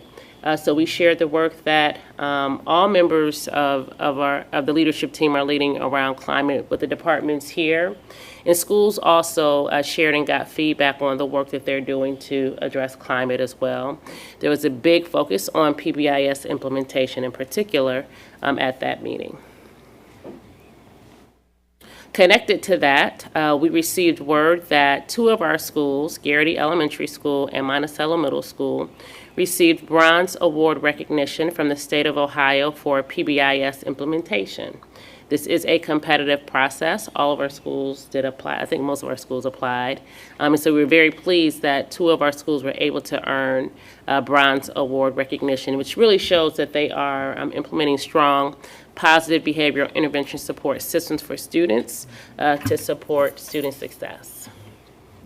It's a lot of work. I say it fast, but it's a lot of work. One of my favorite days in the district is the annual football varsity jersey day. And so here you see some pictures from this where members of the varsity football team presented to their favorite teachers and staff members team jerseys to show their appreciation to our staff for everything that they do for students. So that was this past Thursday, October 26th. And you know that our football team has been extraordinarily successful, as the students mentioned in their report. I didn't realize this was the deepest that we had gone in the state playoffs in the history of the school. That's a very big deal.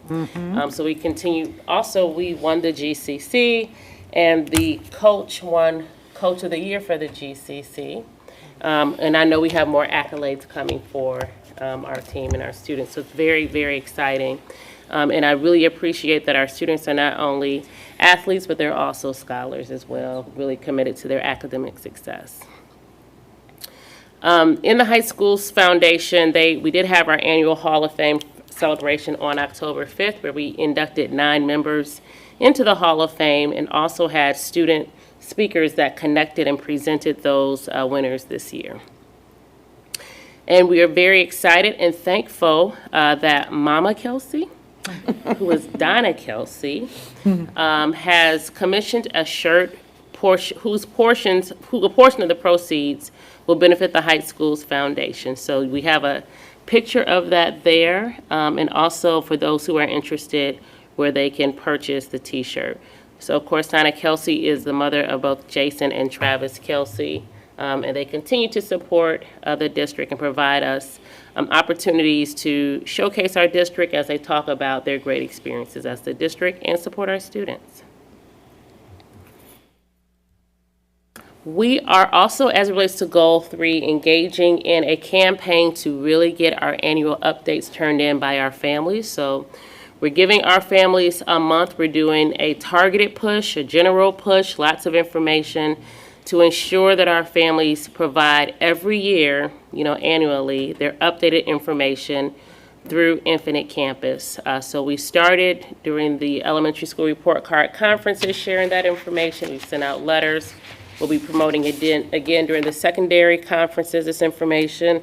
We've shared information with our coaches to help us get this information, and we'll continue that support. We need this information because we want to make sure we have the accurate contact information for our family, for our students, especially should there be any kind of emergency. So it's important that we have that information done every year. And this is a process that has been implemented 3 years ago, but we really started to pay attention to those actual numbers this year. So we'll keep pushing that.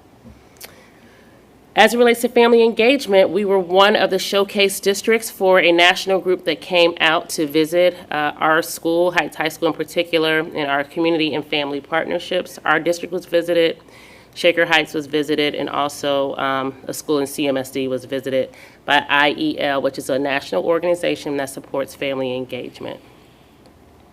I also wanted to provide an update on the playoff football game and the opening night of the musical. I want to thank the team, both Dr. Gould and Dr. Lombardo, for helping us coordinate having 2 big events on one night. So we were able to get charter buses to help with the parking. But one thing that we do whenever we have any kind of challenge, we engage in a process called an after-action review, where we review how we got there, what were the factors behind that, and how do we prevent future challenges around big events being scheduled on the same night.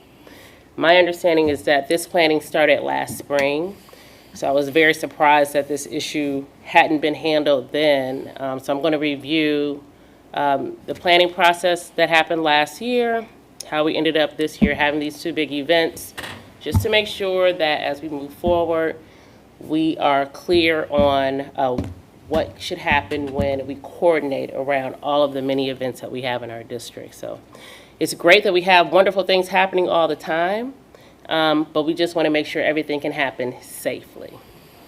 So I'm glad that it did work out, but we'll be looking at that process as we plan for next year. Last month was also a month where we celebrated our principals, we celebrated our school custodian and cleaners, and we celebrated our World Occupational Therapists during the month of October. So coming up, the school musical does continue. It's in its second weekend, so there will be performances on November 10th and 11th at Heights High. We also want to make a plug for our annual holiday card contest of extending the deadline for that to November 10th. And as you can see, we have lots of stuff happening all the way up through Thanksgiving. So parent-teacher conferences will be happening tomorrow. Middle school parent, that's at the high school, middle school parent conferences will be happening on November 9th. We have Coffee with the Superintendent happening, that's November 9th, actually, not October 12th, that was last month. The regional semifinal football game is going to be at Strongsville this Friday, November 11th, 7 o'clock p.m. against Medina. We also have the IMD Fall Concert happening on November 15th, I think it must be 15th and 16th at 7 p.m. And then Tiger Nation Night at the Cavs is on November 30th, where tickets can be purchased there. We're also promoting this on social media. So that concludes the superintendent's report for the month of October, and I can now take questions or comments. I think the postmortem for the Friday, the 3rd of November, is going to be very important. And I'm glad that you're doing that, because the parking which we lost due to Cedar Meadowbrook is not coming back, so we need to go forward with plans to offset things. I agree. It just seemed like a giant distraction, pulling folks far off mission. And we've just got to make sure that that sort of thing, that we've got systems in place and that people are using the systems that are in place to avoid that sort of thing, so that we can make sure that we remain focused on our mission. So thank you. I look forward to learning what the results of that are. Yeah, and it's one of those situations where I really appreciate the fact that the team went above and beyond to make sure that those events were safe. You know, we're in a different world than maybe we were in the past, and we need to make sure that when we have large events like that, that we have enough security to staff those events and staff both of them. And, you know, I'm just thankful that they both went off very, very well.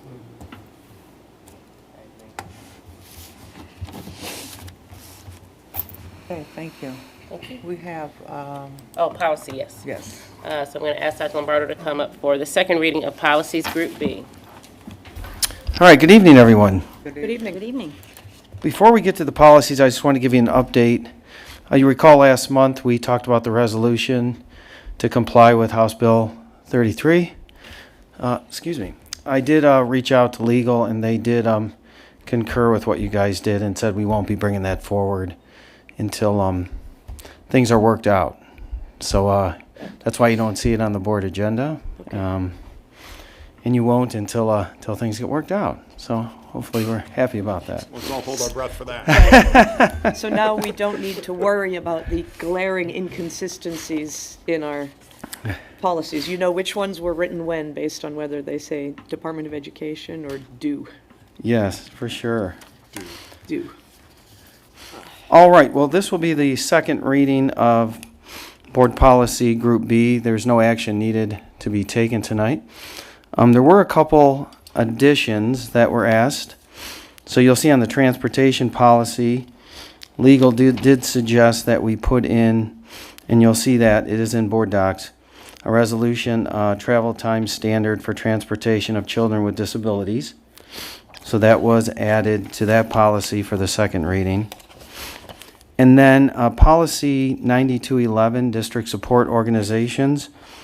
You'll see down underneath A on the first page, I unchecked additionally school Employees and board members will not manage or have access to district support organization funds or serve as a voting member or officer of the organization. Just that that's not needed, and if board members are on other boards, that is appropriate. So we were able to uncheck that, so that takes care of that question that was brought forward. Dr. Lombardo, would it make sense to divide that up into two separate, I don't know if we're allowed to edit Neola, but to separate out the voting members of another organization from the money aspect? Because, right, the example for us was Reaching Heights, which has a sitting spot for a Board of Education member on their Board of Directors, but I don't think it would ever be appropriate for us to take their money, for example. Right, so you mean include some of that as far as the, Yeah, I don't know if we're allowed to make that edit to the language. and well, I can separate surely it check out. on that. Okay. Because if that's the case, then I'll bring back the third reading, that change. I think that's a good suggestion. Yeah, because otherwise now we've now opened the possibility of financial fraud, not, God forbid anybody think about that, but it would just make it cleaner. Well, or even, not even to just, not, yes, possibly fraud, but also just conflicts of interest. That too. If you're yes. on a board and you're helping decide the money, I think they're two different things. It's like when you do a survey and you ask two different things on the same question. I think that Right. if we can separate those, there's a lot of good for that. Particularly, we were just in a meeting this week where we were talking about the Heights Athletic boosters and having a board member being a, sitting member similar to we have on Reaching Heights. I see. But once again, I think that, the money aspect, I Should would be agree, needs to be separated. separate. They're two different things. I agree. Okay, I'll definitely check So into if that's that. possible, Okay, I will ask for sure. thank you. Other than that, are there any other questions on the policies? No? Okay. All right, again, there's no action needed, and I will be bringing these back at the next board meeting. Thank you. Okay, thank you very much. Roll call for this.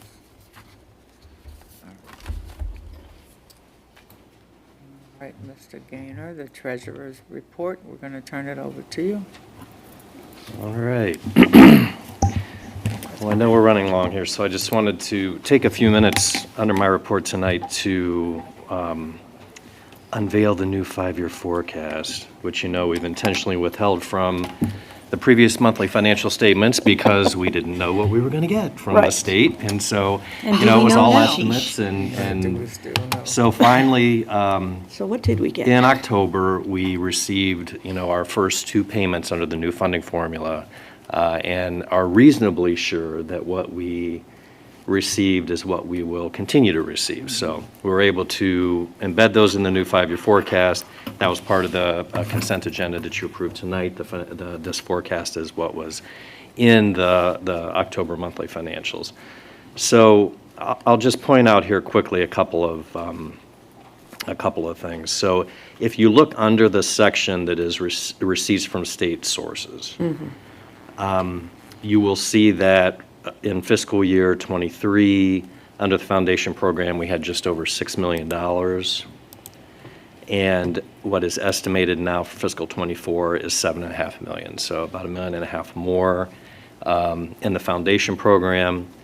This rollback in homestead, you'll recall, that's the property taxes that are coming back that the state reimburses, so that's pretty consistent. DPIA, we have another $500,000 coming there, and then just under another $500,000 in this miscellaneous, which is kind of some other adjustments or other funding components. So altogether, about $2.5 million more in fiscal year '24 in state foundation funding from the Fair School Funding Formula than we received in fiscal '23.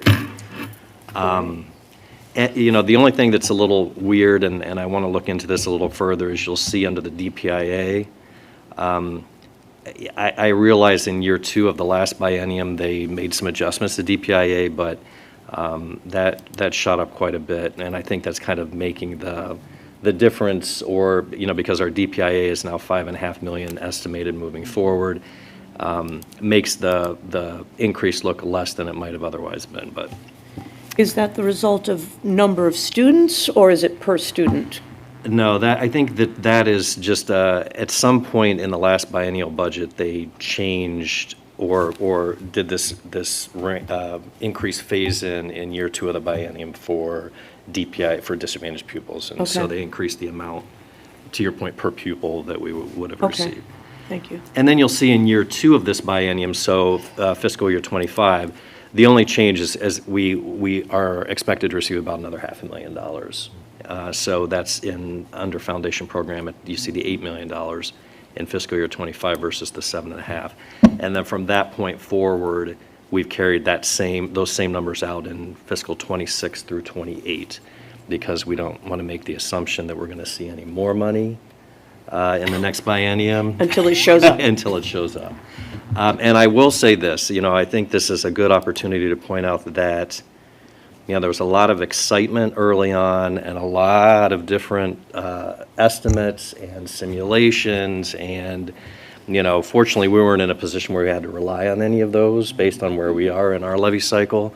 I feel badly for districts that did have to do that, because, you always have to take a conservative approach, because when it all comes down to it, we tend to see less from the state than what those original projections generally are. Otherwise, everything else, so all of the fiscal year '23 actuals are in this 5-year forecast. The actual encumbrances that are sitting at the end of fiscal '23 are here. And we have, the estimates based on the assumptions that are also in the financials in terms of what we assumed in regards to any of the expenditure items. So the bottom line, if you look here, because, in this forecast, fiscal '20 rolled off, so we have our 3 years of '21, '22, '23, and our 5 years is the '24 budget, and then '25, '26, '27, '28. Is that we're showing slightly negative in fiscal '28, and at that level, you never know how, that far out, what that's going to look like, or where we could end. But the good thing being that here we are with still a positive cash balance through fiscal '27, and a fairly healthy one too at the over $15 million, which, it certainly wasn't that before this new Fair School funding biennial number was put in the forecast. So So the phasing out of the ESSER's dollars is not reflective in. correct. So ESSER is excluded completely from this analysis. So ESSER is a fund unto itself.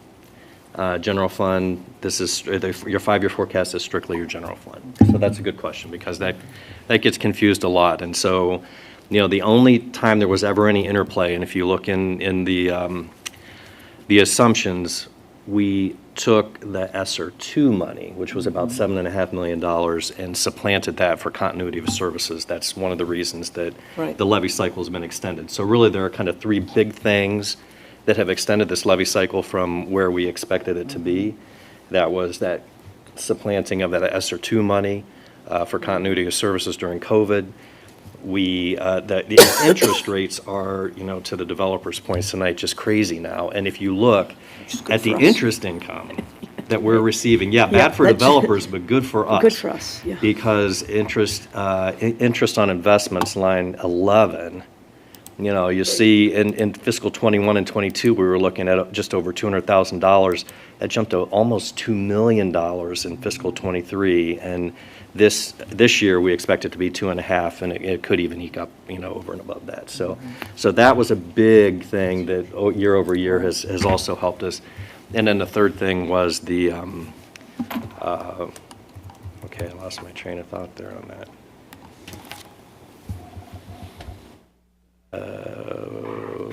What was the third thing that helped us out here? Well, the fact that Fair- we got the fair Fair school School Funding. funding. Fair School Funding I mean, Plan, that thank you would very make much. sense, There it right? is, yes. Okay. So. Oh, that little See, thing. That we're little thing. following your train of thought, I even if appreciate you you, aren't. thank you, Okay. because I'm still not in the game completely. Yes, so those Okay. were the three things that really impacted. So if you read through the assumptions of five-year forecast, you will see that we specifically mentioned those three things in terms of how that's affected our levy cycle. Hey, Scott, I didn't look at the assumptions, but the health and wellness money, does that go in a different fund? Wasn't that some special monies that DeWine put aside? I think they called it health and wellness. Isn't that what it was called? Well, there is some health and wellness or the student awareness. You were talking about the CTE kinds of funds, or no, this strictly was just. This was like, It got rolled Social into work. something. It got else, rolled into the foundation. So, Yeah. yeah, Okay. That's why it's no longer- Yeah, okay. there used to be a whole separate fund where we had the social workers sitting out in this, in the health, and you're right, I can't remember the exact name of that.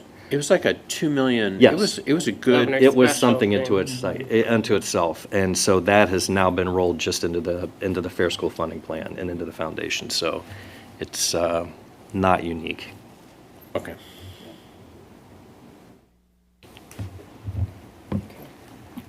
Anything else I can answer? Now, this is the forecast that we'll be sending down to the state. We have to do it in This will November count and as in our, May. our 6-monther. Correct. And, you know, as always, which, you know, this board does, which many do not, you know, the five-year forecast comes to you every month in your monthly financial statements.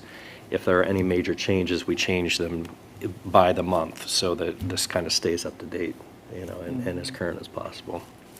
So if anything comes up that is material, you'll see it reflected in the updated forecast. Thank you. All right, thank you. All right, thank you, Mr. Gaynor. Did you want us to, this has to go down? This was actually approved as part of the consent agenda. Got it. Okay, so we don't need a It was in separate the- vote. Yeah, so it Okay. was as part of the forecast. Nice, talk about efficiency. I'll tell you. All right. I know that.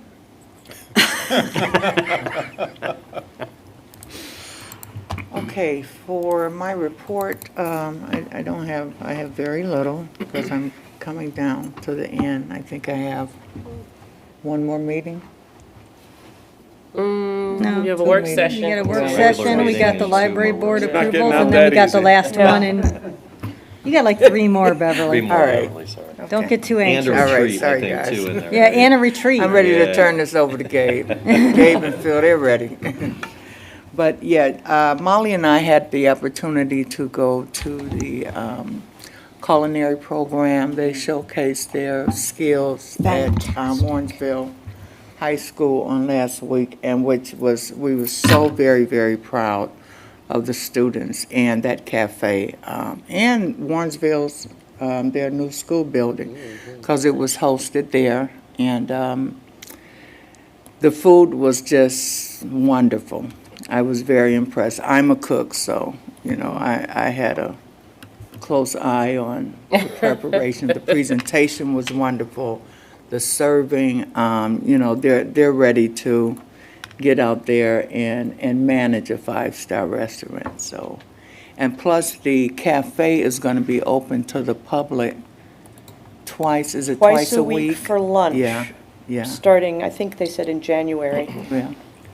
And you can enter it right off, I believe, on, they have their own entranceway. so Yeah, there's, They'll let you know. when you come into when it's finished, the new parking lot at the front of Warrensville High School, there's a separate door that goes straight into the cafe, separate from the building with the rest of the students. And so they will be serving lunch, and you can pay for lunch twice a week there.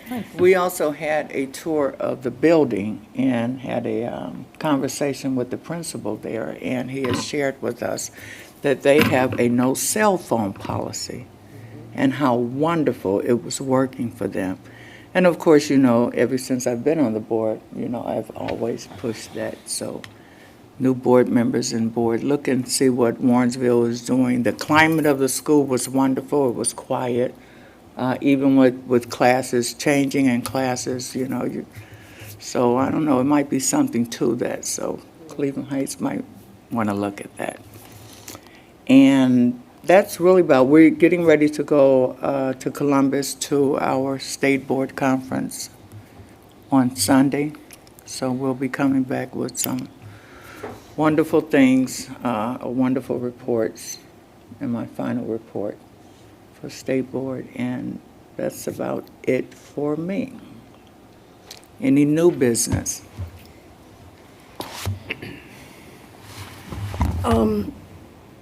In the world of advocacy in Columbus, I just want to give everybody a heads up about a new bill which was introduced by Rep. Loychik.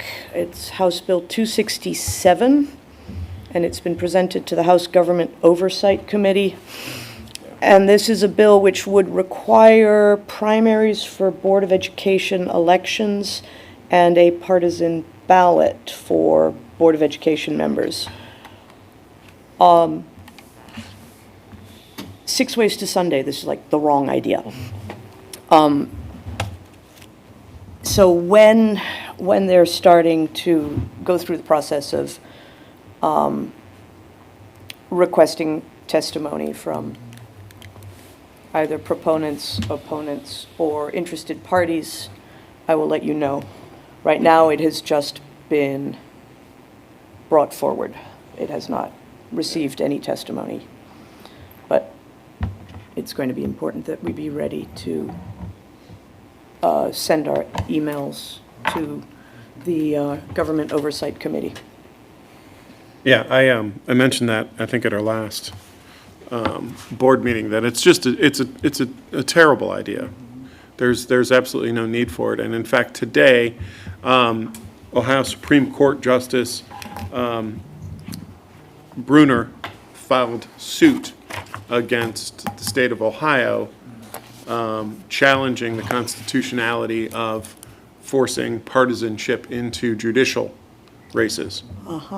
So hopefully, we can, hopefully, Justice Bruner will clean this all up so we don't have to, which would be nice. And if anybody can do it in Ohio, it's her. So they're trying to control the pipeline. Exactly. And that's, it's just dirty.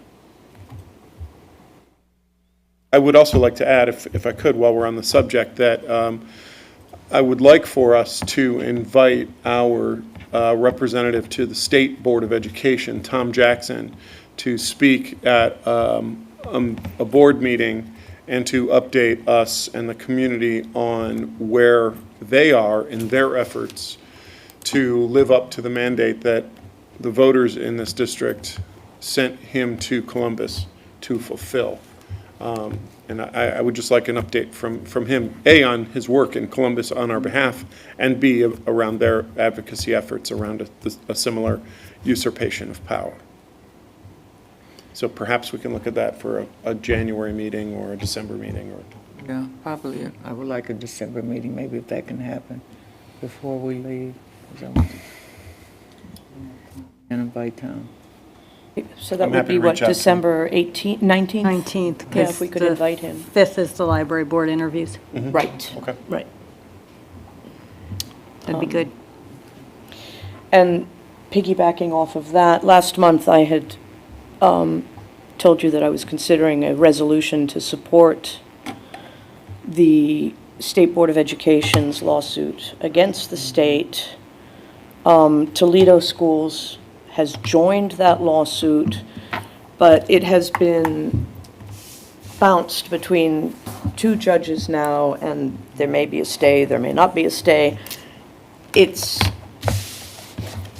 too murky, I think, for us to take a position on, because it may not actually go anywhere. And I'd love to hear from Tom Jackson what his thoughts are. And, I'm not a lawyer, I'm just reading what's in the newspaper, and I'm having a hard time keeping track and figuring out if there is a place for us in this conversation. And I'm not yet convinced that there is. So I have not brought anything for you to read and consider.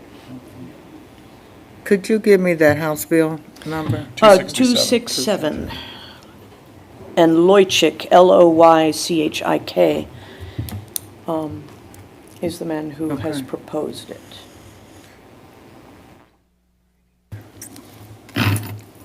Any other questions? No questions, but Any can- unfinished? not unfinished. I just have I have an announcement, so, Okay. if go you're ready ahead. for those. I just wanted to remind everyone that the University Heights Civic Awards will be taking place November 15th. That's next Wednesday. Sadly, it conflicts with the Oh, concert that I concert. wanted to go to, but the reception starts at 6:30 with the awards at 7:30. And I think that the district might have a few people attending because there might be some reason for Attending. some, yes. Oh, It is an awards ceremony, so. Cool. okay. And I attended the Fall into CTE Fair back last month, and that was a really nice event. And one of the things I would like maybe to see us do is under awards and recognitions, if we could start recognizing students who get certifications from CTE. I think that would be a great way to honor those kids and help promote those programs and help. Elevate those programs. Yeah, elevate the programs, help people understand that, these are. Right. These are programs that are helping kids, launch into careers or launch into further education and then into careers. The culinary arts program started off at Tri-C. Yes, I But remember. because Warrensville has built this fantastic teaching kitchen that is actually modeled on the Tri-C kitchen, it's made the CTE consortium much easier for our students to be part of that, because it's like one busing nightmare gone. You don't have to add Tri-C to it. So Right. we already have buses going to and from Warrensville Heights. And we met 2 students from Heights there when we had lunch. Nice, nice. They were so great. First students, yeah. Yeah, that reminds me, I know I always talk about doing walkthroughs, and, I love doing walkthroughs. It's one of my favorite things we do, and every year I ask, can we do a walkthrough through some CTE programs? And I would really love to add that. Once again, I think it would help elevate the programs, give us a better understanding of how that fits in with everything else that we do. Yeah. Great. Okay, thank you. Any other announcements? Okay, can I have a motion to adjourn? I motion we adjourn. I second that. Thank you all. Good night. Yep, vote. Now we vote, gotta vote, gotta vote. Mr. Hines. Mr. Posh. Yes. Ms. Serini. Yes. Ms. Wright. Yes. Thank you all. Good night. I'm gonna give you grief. Jeez.